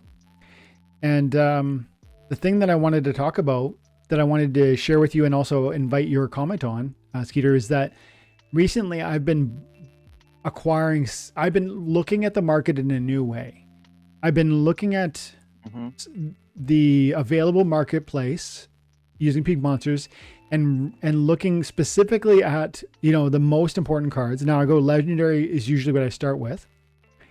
And then I'm looking at everything from Rebellion and trying to find the prices that are for entry points that I want, not just summoners. And I've been tracking and I'm watching like what's going up, what's going down. Baradalin is one that I love and I need a few more 5 more copies of, and the price is ticking up a little. Rush Townsend, I have level 3 and I'm okay with that for now. I recently bought a Max Darg. I recently bought a Max Arcane. You chose like 4 of the best cards. Yeah. I feel like. Yep, I agree. I also want to get that Rune Seer, that dragon support card. Yes, where's that one? You're right. It was off to the right, next to the right of the Barra. This one? Yeah. Sevilla. Yeah, because it's got the repair, it's got the blind, it's got the protect. Yes, this is such a key card for all that armor strike stuff we talked about. But what I'm noticing about how I'm approaching the marketplace now, it's like first and foremost, what's cheap, and so that's a ongoing monitoring where I'm just kind of anecdotally looking and seeing, does that seem reasonable as compared to other things? I'm looking at regular foil versus gold. I'm looking for opportunities, and that's hard to pin down because sometimes it's really clear. Like earlier, you bought that gold foil, which was cheaper than the regular foil. And I bought that Soothsayer that was gold foil that was cheaper than a regular foil. Yeah. That's obvious. You do that, period. But often it's far more complicated. And you're like, well, the gold foil is a little better and it's got the bonuses and maybe the margin is reasonable. But one thing I'm really seeing as a benchmark for determining if a card is worth purchasing at the price allotted is just the rental card opportunity. Because the ROI or ROA from your rental opportunity, it says here on Peak Monsters, ROA equals yearly return on asset. using card price at the same level or Splinterlands low BCX price if not available. So it's 365 times the daily price divided by the card price. And so you end up getting this percentage number that really calculates the profitability of an asset. So this is pretty interesting stuff, man, because of this. Now, I don't think you have to take it with a grain of salt when you look at Rebellion, because there's so few rental cards on the market that the rental card prices could fall and fall and fall as more supply comes online. But when you zoom out and pull away from Rebellion and start looking at what I've been doing, I did the same for Rift Watchers. I did the same for Chaos Legion. And I found that the place of most intrigue is maybe promo, because these are some of the ones that are super rare in the first place. So the rental markets are maybe the thinnest. And then they're also some of the best cards. And you can look at regular foil because they can be quite affordable. But I found gold foil there's some interesting stuff happening in here. Actually, I thought Bear was promo. Is Bear reward? Archimist Bear. The Bear was promo. Yeah. Where is he? Is he in front of me here? You're on Legendary. Oh, that's why. So looking at Archimist Bear, this is an amazing card. I have it already. I have a gold foil. I have regular foil. I have a max reg foil. But to me, a card like this, now there's a lot of BCX, but there's never going to be any more. And there's very strong rental returns, 16%. Anything above 10 in my exploration of the market is like, this card is actually rents really well. And we know Archimist Bear is an amazing card. I use it all the time. So I'm finding, I guess what I'm saying is there's a real interesting path using this rental market and this data to ascertain which assets are the most long-term hold friendly. Do you ever look at that? Do you rent the cards personally for your own profit? Do you look at buying cards that are offering that opportunity? Any comment on this at all? Yeah, so for a while, like last year, 2022, 2023, I was buying a lot of cards for rental purposes, like Chaos Legion and stuff. And then the rental market for Chaos Legion kind of fell flat for a while, but the other sets, you have to think of each set individually. You can't think of like, because Chaos Legion was oversupplied, that means Rift Watcher is going to be oversupplied, or Rebellion is going to be oversupplied. They're each like individual like industries. They're all like kind of like unrelated. They don't have like a coefficient with each other. Mm-hmm. But so I think the rental stuff could be pretty interesting. But with like Rebellion specifically, the ROI is going to go down, and you're only really able to rent the cards for 2 years in Modern, where you get the most ROI and interest in investing. So it's hard to make the card fully pay for itself in 2 years. But like the Bear, you know, if you buy him and then just rent him out for like a couple years, and then you can get like a third of your money back if he's rented all the time, like that's still pretty good. Then you put him on land, or you just hold him and rent him for a while, then you sell it before he's going to rotate out, and you get some free money that way. Like there's definitely opportunities to rent. I've just been a little scarred by the rental market, but I haven't really tried to do that a lot, and I haven't been getting that much from like my auto rental services. Yeah, I bought 2 of these guys the other day at 20 BCX each, which puts it in the level 8 range, so playable at the highest levels. And, you know, it's going to have a diminished return opportunity. Like it's not going to give you a penalty, is what I'm saying, like on your wins if you're playing in champ. But it does have like 1 less damage, and it doesn't have the enrage. Still an amazing card, man. The force field is so strong, and I was able to rent them both for the 25 DC that equated to, 16%. I think that was what the price was. So you make good points. It's maybe not every situation, not every card is going to continue to sort of hold those percentages. And I especially Rebellion, because there's going to be more and more supply that come online. It's very important to think that through. If you're buying something for a rental perspective, you probably want to imagine that it's at its place of lowest desirability, meaning there's not more copies coming in market, meaning it's not going to soon be out of the modern, which would push its desirability down. If it's already a wild card, if it's still really useful in the current meta, if it has been for a long time, all of those things might point to some of that intrigue or that opportunity. It's something to think through. It's one of the angles to look at when you're looking at card selection, card purchases. And I haven't recently, maybe because of what you said and how rental card prices definitely they were crazy for a season or a few seasons, and then they kind of fell off. So maybe lots of people are thinking what you expressed, which is like, I'm not going to go there again, but it's just something to think about. And I personally am definitely, I'm looking at it, looking for opportunities. I'm not going hard on it, but I'm looking for opportunities in it. Oh, no, totally. You know, if other people have the same sentiment as me and people don't want to get into it, that means there's an opportunity because it's like underutilized. And the rental market's definitely been really tight for a lot of cards. Like, can't even get, I only have one VCX of the Agor Longtail, the Dragon Taunt guy. Yep. And I can't even rent another level 3. There's like literally 0 on the market, not even like a level 2. Is that a gold foil or a reg? For rental.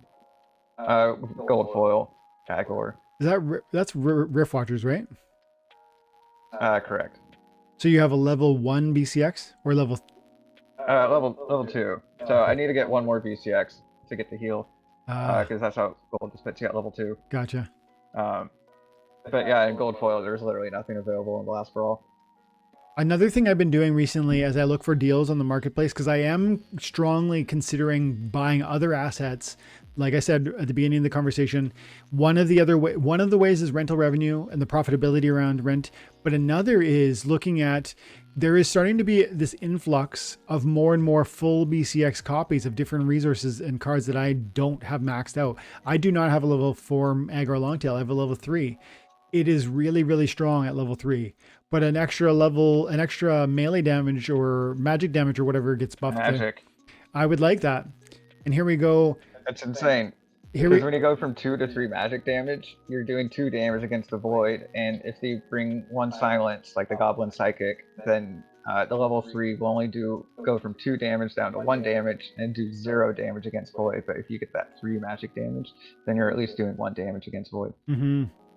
Yep. And it's an amazing card, and I play it a lot, and I could show the data around it in a second, but 1590 is starting to get, this is starting to happen. You're starting to see more and more people fighting against one another to get to be the low price. And that's an opportunity to me. Like, if you don't already have cards like this and you want them, this has been 17, 18 bucks for a while. Like, these prices have been really holding stable, I would say, for a long while, with the Agor specifically. This is, if you don't have this card and you've got $175, that's interesting. And it's not happening on all of them, but look at this. That's right there. That's if I had right now $299, I would buy this right now, because 1, this card's amazing. 2, it's $5 cheaper per BCX than the low buy. Like, this is, I want to buy it right now and flip it. But by the time I sell my SPS and get the DC, somebody else will do it.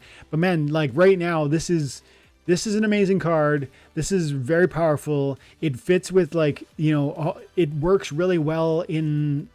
The immunity is huge. The trios is huge. The repairs are significant. This is such a strong card, and I want it. So that's it. Let me expand on the idea of flipping too. With cards like this, I would be interested in buying it and trying to flip it, but I would do so from the perspective of knowing if it doesn't sell for a profit, I'm happy to keep it. That's always the key to it. It's got to be this 2-part picture where, if it doesn't sell, if I could buy this right now and make 30 bucks on it, right? Like, if I could buy it and sell it for 30 bucks a BCX, yes, there's a fee in there. I'd have to calculate how much of the 5% eats through my 30 bucks.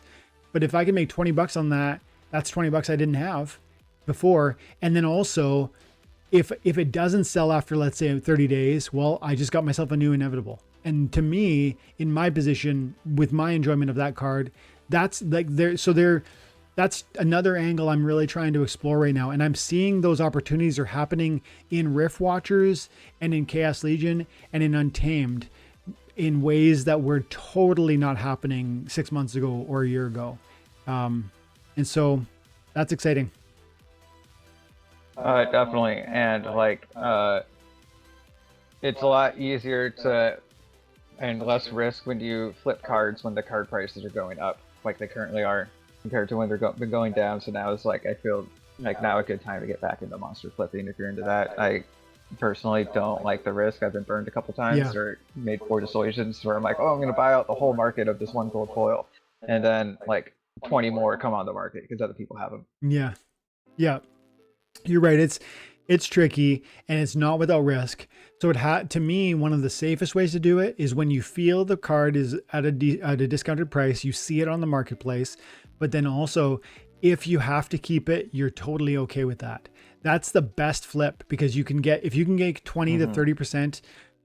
Now, and I would also say some of the best flips in my past have been like 30 to 50% gains from a flip on a card price. So if your margins are like with that inevitable that we showed, theoretically you could buy it for 27 and you could flip it for 30, 31 per BCX. Now you're probably not going to sell really quick. And if you list that inevitable for 31, which is slightly lower than the 1 BCXers, there's somebody's going to go ahead and say, I can sell mine for $30 per. So you're going to get into a bidding war. So it's a whole thing. But again, if I wanted it, if I didn't have it, I would be happy to, that would be one step closer to me being able to pull the trigger on something like that.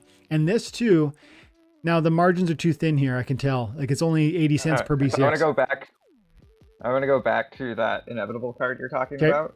So there's some really interesting points on it. If you look on the ROA right now for rentals, it's over 50%. So like that card could actually pay for itself if you rent it out in 2 years. Wow.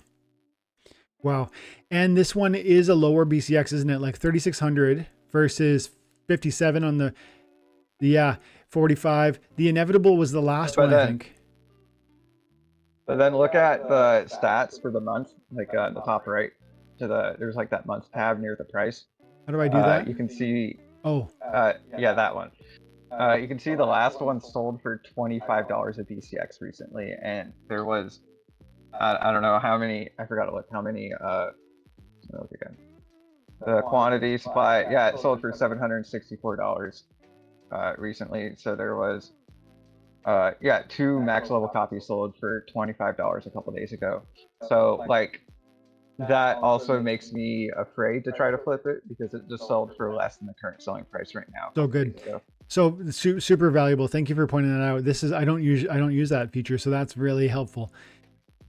Yeah, I think this picture would begin to dissuade me. But again, the conversation, it has to be multifaceted. The angles with which you look at any one of the opportunities in front of you, like, okay, so it's $300. Is there some other place you could place $300 that would be more impactful? To me, this is a card I want. That would weigh into it, but then this data you just showed me would weigh against my decision. And the margin, let's say I sold it for $3 per profit. I bought it for 27 and I was able to sell it for $30 a pop. Now I don't know if that would sell, but let's say I did, that would be $33 profit, but then there'd be a 5% fee and 5% on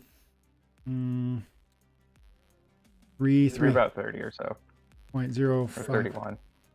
So it'd be like half my profit would go into a fee.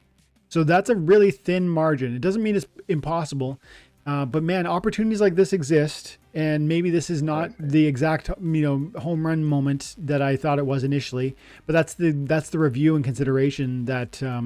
But again, if you wanted it, that's the other side of it. If you wanted it, and if you were happy to hold it, if it didn't sell, and then you're willing to see, I can make $16 if this thing does sell. That's part of it too. And this card just rents. This card rents at 55%. Yeah. ROA. Like that's ridiculous. And then there's a level 3 for sale, and that's renting for 50% a year ROA. So like, this card just might be a card just to rent and hold that way because it's also so rare. You're probably not going to have that much competition for rentals at max level either. Mm-hmm. Yeah, that's interesting. You're right about the rental side, and you got to think through that too. Rebellion, or I mean, Rift Watchers. Look at these returns. So there's not even one like listed right now, which means that there probably is something rented, but it's being, it's like 500 or something DEC a day or something. Hang on. So if they're saying it's a 50% ROI and it's $300, they're saying it gains about 50 cents a day. So yeah, there's probably one of those on the market, the inevitable, and it's renting for 400 or 500 DEC a day. Right now it's being rented. That's why it's not listing. And it might only be that one copy that exists on the market at that level. So interesting stuff. Okay, there's lots of chat from the, there's comments from the chat that we didn't touch on. Oh, there's actually none. Or, let me look. Yeah, there's 0 level 4s on the rental market, and there's 3 level 3s. So you could literally set your price and get higher than at 55% ROA. You can push 65 if you're the only one. What is the 3 going for? Level 3? Level 3 is going for 572 DEC a day. Wow. Yeah. Or like 56 cents. Yeah. Yeah. Wow. Even if you rented it for, maybe you'd buy it and you'd list it for season rental and do like 400 DEC a day or something. And I bet it gets snagged. And then across the sea. Oh, no. Go ahead. I bet you could do at least 1,000 DEC a day. Like, if you're the only one, you could probably even put it up for 1,400 DEC. It'll get rented sometimes, but not like the whole year. It could even do that if you're the only one. But I would probably do at least 1,000 DEC a day. Wow. Interesting. Really, really interesting. Like, I don't look at that side of things very often, but yeah, there's like a fullness of the rental plus the flip, plus the utility for you personally, plus the scarcity of the card, plus sometimes gold foil is exciting and interesting and more, either more affordable or at least reasonably more affordable than the regular foil. There's just so many layers to looking at the market, and this is what we talk about when we say the game within the game, because all of that, who cares if you don't spend any time with that? You might think, well, that's not Splinterlands. I pay attention to the game. I don't care about all this market analysis. Well, you know what? That stuff that we just did for 15 minutes is going to help you think through how to equip your deck with stronger cards for less money, and how to multiply the money you already have here, which then can be put to work in acquiring or renting other card assets that then allow you to be better at the game. And so it absolutely is connected. And a failure to see that connection is going to actually diminish your capacity for greater success in Splinterlands. Like it's not even an argument. It's just literally, if you don't do any of that, if you don't see any of that opportunity, if you don't reconcile or wrestle with some of that, you are going to suffer some of a diminishment of return that's possible, period.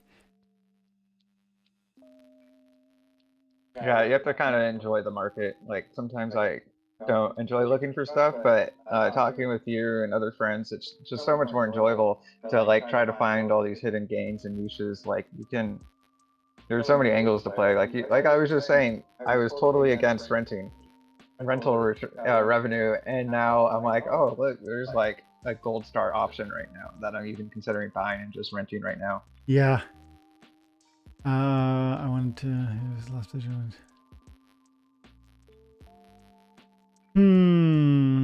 Alex Toro, been thinking of selling off. Oh, Vilson is talking to Alex about being thinking of selling off my cards for SPS and some quant. Selling off your cards at this moment would be an interesting play. Depends on the cards. Yeah. Chaos Legion wouldn't do too well, but if you got some nice Rebellion cards, Rift Watcher cards, like that would probably do pretty well. Yeah. I think something I would show you guys with that in mind is this. But I still think you could still make more returns just by selling all your cards and just holding SPS, even with selling all Chaos Legion. This right here is my data from my card analysis. Like, these are my deck of cards from May 5th of 2023. And as you can see, we're May, June, September, October, November, December, January 3rd today, or yesterday. And the price point at the bottom here, we were at 50,000 for my cards in May, and then we slowly fell. Actually fell quite dramatically in between May and June. That's 25% or 20% drop. And then we went even further, another 12% down in September, from June to September. And then we fell another 25% or 30% all the way down into October. And that was October, November was the bottom. November, 25,000. That's half the value of my cards gone between May and November of last year. But as you can see, things really started to climb positively since then. And there's been highs, like it has been $38,000 at times that I didn't record on those days, but it's a general trend of like upticking, and now we're around the 35 mark. Yesterday was 34.5 for all my assets, and I have bought a few extra cards in there. Also, it's important to note that there's some rebellion packs that started getting counted, and also it's important to understand that there was some airdrops from Riff watchers that I received that would have been calculated in there at some point. So bringing the supply or the value up because of in addition to the collection of cards. But still, I think the trend points to October, September of last year was a real floor. And I think while it's interesting that cards have appreciated significantly since then, to me, this is nothing. Like I haven't seen a huge influx of new players. I haven't seen a gigantic influx of new viewership. You guys there's been sustained viewership. There's been sustained, maybe even growing interest, but there hasn't been a significant influx. And I have seen it a little bit in some places. So I'm starting to point that direction. Like if I look at Gathering the Magic, did some recent videos that really kind of went well. Also, I've seen, I watch Aftersound regularly, and it looks like some of the likes and stuff have gone bigger. I think we're pointing there, but I don't think we are at a place where I would seriously entertain the idea that was in that comment around, maybe I would sell, at least for me. And everybody's got their own story. And one of the cool things about Splinterlands is if you want to do that, you could do that. But I would argue the best is yet to come with card prices. I agree. And as you can tell from your trend and your data, now is the time. It's proven that you can start monster flipping because the card prices are increasing. Yeah, exactly. Let's see, halving in the year. Alex Toro says, I'm not selling anything. He goes, the halving in this year will peak probably October to December. So he's thinking the bull will be like unfolding toward the end of the year. I'm not sure I agree with that prediction, but it's not that I just think that I think the writing's on the wall for like an even sooner moment, but maybe I'm wrong. Vilson says, Dwayne Cunningham, what are you asking me? What's that number for you? I wonder, what was your earlier comment, Vilson? Soul has a nice pump. I degened on some memes the other day. Oh, I think you're asking me about Link. I did not buy Link. I've been tracking Link. My buddy has a big position in Link. But no, I'm not in on that train. And rentals have rental market sucks, don't.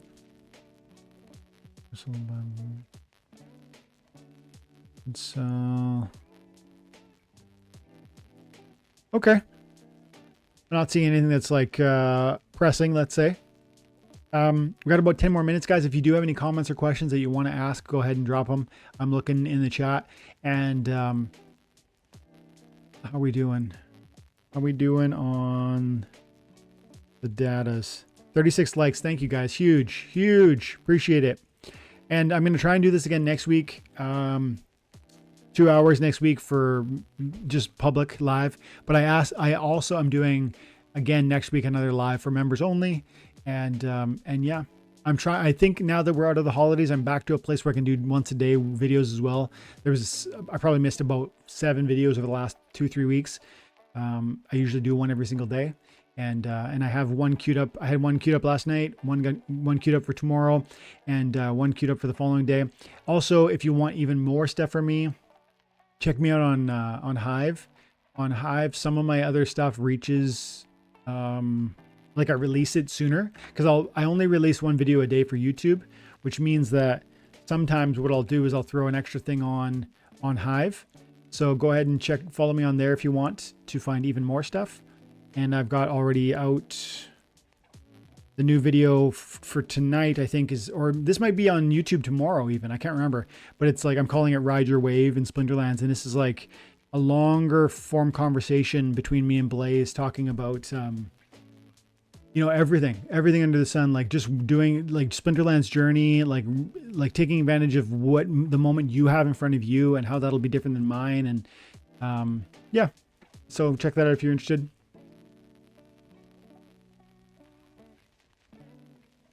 Towards the end of the year because it's an election. Okay. Yeah, I also want to give a shout out to Splinter Coach. That tool has been really helpful, and in fact, since I'm playing it again more, I'm going to get back into it again. I was kind of stuck in silver for a bit, so I took a break. But yeah, it's good to be back in gold. Yeah, Splinter Coach is great. I'm really enjoying it. You guys should check it out. It is a paid tool. I don't get paid to comment on it, but I just enjoy it. I should say that Geeked Out Basketball, creator of Splinter Coach, did hook me up with a free sample of Splinter Coach so that I could just like keep enjoying it and hopefully share it with you. But there's no expectation set up before me, or there's no demand or even request to say anything positive about it. Everything I say about it is genuine. I really do like it. I like the data analysis that it allows. I like the fact that it shows me, you know, my personalized battle history. I love that stuff, and I always have since I was a kid. And so take it with a grain of salt because it was given to me if you want, but I really like it. And I check into it probably every single day. Even when I'm letting the bot run, even when I'm Xbox, because sometimes it's like, well, what's the Xbox doing and why is it, you know what I mean? So there's learning from me and how I've won or lost. And the trends are quite telling. As I mentioned earlier, some of these Chaos Legion cards, so powerful, such an immediate, like long-term impact. Like these cards are way better than their prices imply. And I know that their prices are lower than average because the supply is higher than average. But man, the utility of the card can't be overstated. There's so much functionality in these amazing legendary cards that needs to be, you know, I guess just held. At the same time as you might say, maybe the price is accurate. Maybe it should be 10 or 15 bucks for some of these summoners, but man, they're good summoners. Yes, sir. Oh, I can't set it up right now, but in 7 minutes I'll come out. I can't give that to you. Oh, it's on the fridge. Mommy can help me. Close the door, please. Close the door. Thank you very much. My girl wants me to set up her friend who's visiting's Wi-Fi. I'm like, not right now, babe. Okay. The new summoners seem really cool. I'm excited to learn more about the summoner tactics as well. It seems like there's a lot of options. There's like that poison guy. You can give the +2 attack to your guys too, so maybe you can set up a flank that way even with the double strike. Put up the Uladin, the big 11 mana whale guy, and then you put the puppet that has a double strike and like no health behind it, and then you can give him +2 attack with like that black summoner. So then you could get like, and then you give it inspire, you can get 6 damage double strike. So that could be pretty fun, you know, as long as they don't have thorns, which is why I'm kind of scared to play that guy in Super Sneak. Yeah, that's interesting. I think you're right. I think that would be. I started thinking about like cripple too. If you could bring in some double strikers from the second spot with the double attack, using a flank to allow that to happen from the reach spot, the cripple could be even more functional. But yeah, underboss is a great one. You just passed him. Which one? Down a little bit. He was on the left side. Are you looking at my YouTube video or are you looking at the Discord? Oh, you're right. I was looking at YouTube. Because it's a little behind. My bad. It's all good. Yeah, okay, you got him. Yeah, but that guy, and you make a flank play with that, and then you give him +2 attack with your double striker in the reach position or the flank position. Juicy. And that seems very, very good. Yeah, juicy. One more comment to Bulldog did a video talking about Underboss, and he said he used this card in a way that I knew would happen, but I haven't seen personally, where you get to, you know that you've got a force field and your opponent has 4 damage with a double strike. You actually really want that opponent to be buffed so that you can endure only 1 damage, which is what he did, and he ended up winning. I think he lowered the, I think he gave 2 damage to he buffed 2 of his opponent's enemy monsters, and in so doing reduced the incoming damage to his force field monster by like, I don't know, like 10 per round or something. Yeah, it was the Coastal Sentry went from 4 attack double strike to 6 attack double strike. He'd be hitting for 12 and absolutely destroy the taunt just alone. Yeah. And then you gave it to like the Demon Shark or something, so it goes up to like 6 attack. And then now they're only hitting for 3, and then just like a triage covers what is that, 18 mana of monsters. Yeah, that's wild. That's so crazy. I saw one more comment from the chat, and I want to try and answer it before we wrap up here today. Where was it? I think I put it on the screen here. Hey, Jim, good to see you again. Let's see. Jim, somebody was asking about your Lux, your gold foil Lux. I think they want to buy it, so check out the chat. But somebody in the chat asked a question. Vilson said, Dwayne, I meant about selling SPS since you said you were unstaked and are waiting to sell at some number. Okay, so let's maybe make this last conversation piece for today. And I'd love to have you come back, Skeeter, at some point. But I don't know about you. What's your SPS bag look like, first of all, Skeeter? I'm about like 150,000. And you like that, or you want more? Some more. Yeah? I want to double that. Yeah. Ditto. Before SPS bumps a lot. So I've been buying, I bought like 15,000 SPS this past week. I wish I bought more when it was down to like a penny. Yeah. 1.2 cents. Of course. I only bought like $50 back then. Of course, yeah. When I sold to, okay, so I had like 100, I had, at some point in my past, I had 100,000 SPS. And then I sold about half of that to buy, maybe I sold about 30,000 of that or 40,000 to get 2 validator nodes. That's when SPS was higher. I forget how much it cost, but it was higher. And then SPS fell to 2 cents, and I sold those nodes for SPS, and I got way more SPS. I think I ended up with getting like 80,000 SPS in exchange for essentially I traded 30,000 SPS for 80,000 SPS is what happened. Because they just, in the meantime, I held the validator nodes. That's just what happened with the price of SPS. And you got your revenue income too. That's right. Nodes as well. That's right. And it was something like that. So I had about 250,000 SPS very recently. And in part, that's how I got there. I did spend way more SPS on Rift Watchers than I wish I had. Looking back, man, that really stung for all the value. You know what I mean? Like the SPS, I just, that SPS was hard won and hard to replace. But 250,000. And recently I sold 20,000 SPS for DEC because I wanted to activate more land. And I did so at 3.8 cents, which was like a local high right now. Like right now we're at 3.3 or something like that. So that was probably a smart play at least by today's standards. And I do think we're going higher, and I do think the higher number will come sooner than most people expect. So you might say, well, why would you sell it at 3.8 cents then? And it's like sort of a multi-factor answer. It has something to do with the fact that right then at that moment, I had an opportunity to move into activating some land, which is going to produce more SPS, which is super important to me as well. I also want to get more land. And I think if you think through the acquisition of more assets, whether it's Rebellion cards, packs, Untamed cards, I've been mentioning some of them really inexpensive. Some of these gold foils that I mentioned, some of the opportunities in the marketplace, Untamed, Rebellion, Rift Watchers, Chaos, really cheap cards I want to access. Well, something has to go.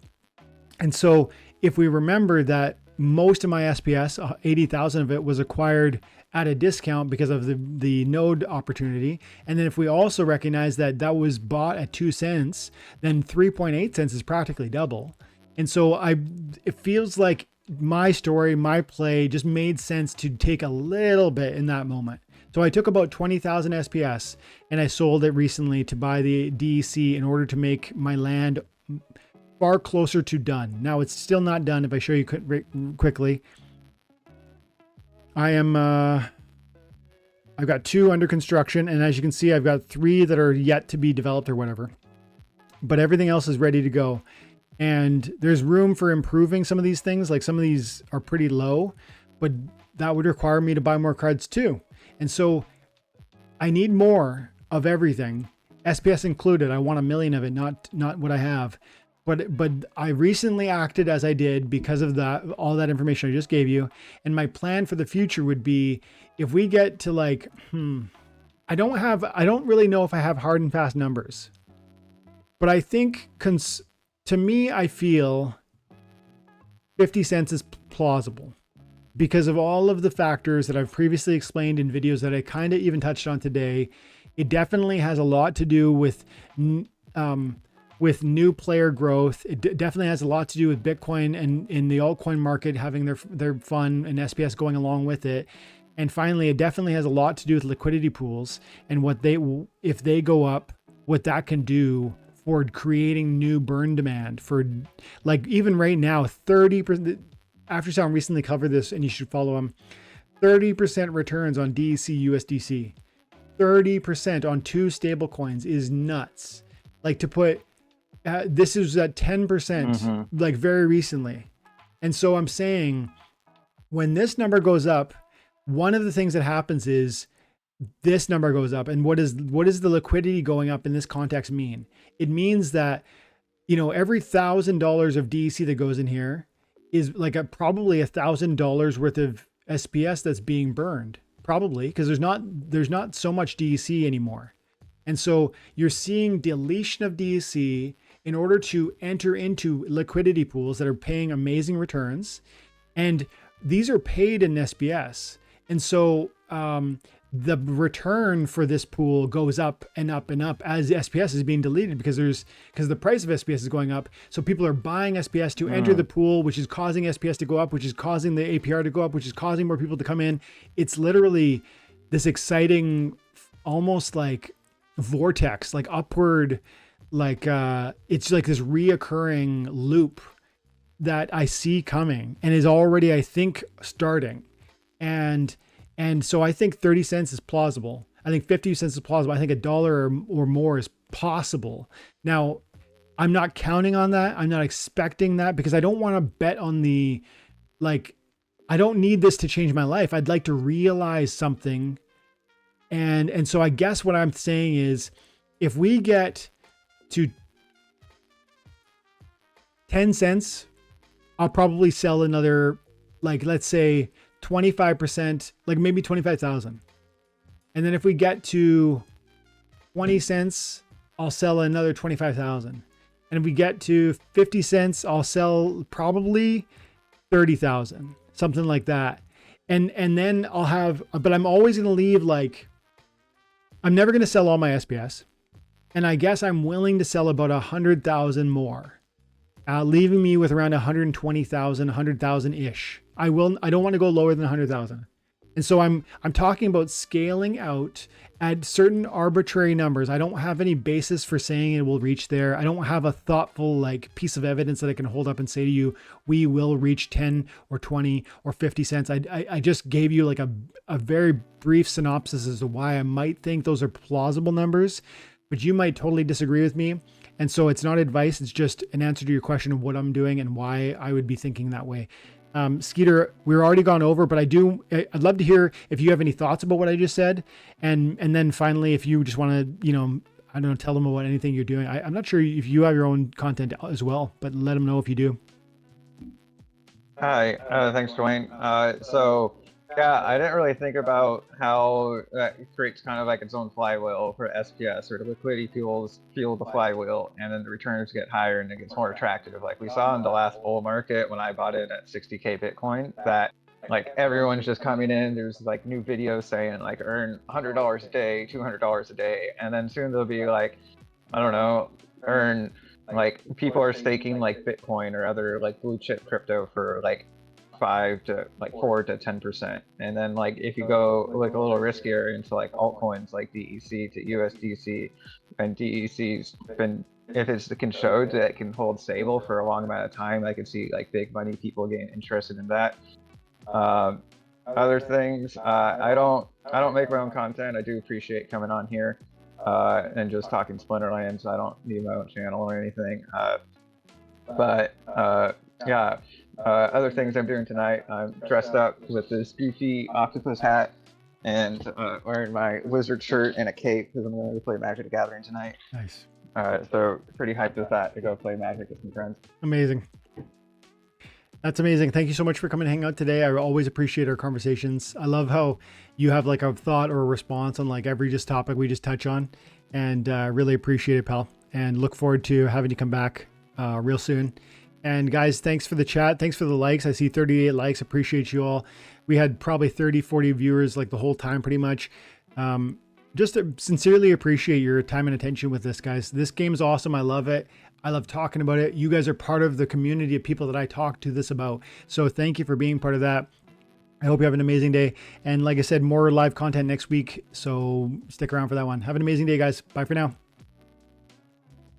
Yeah, everyone.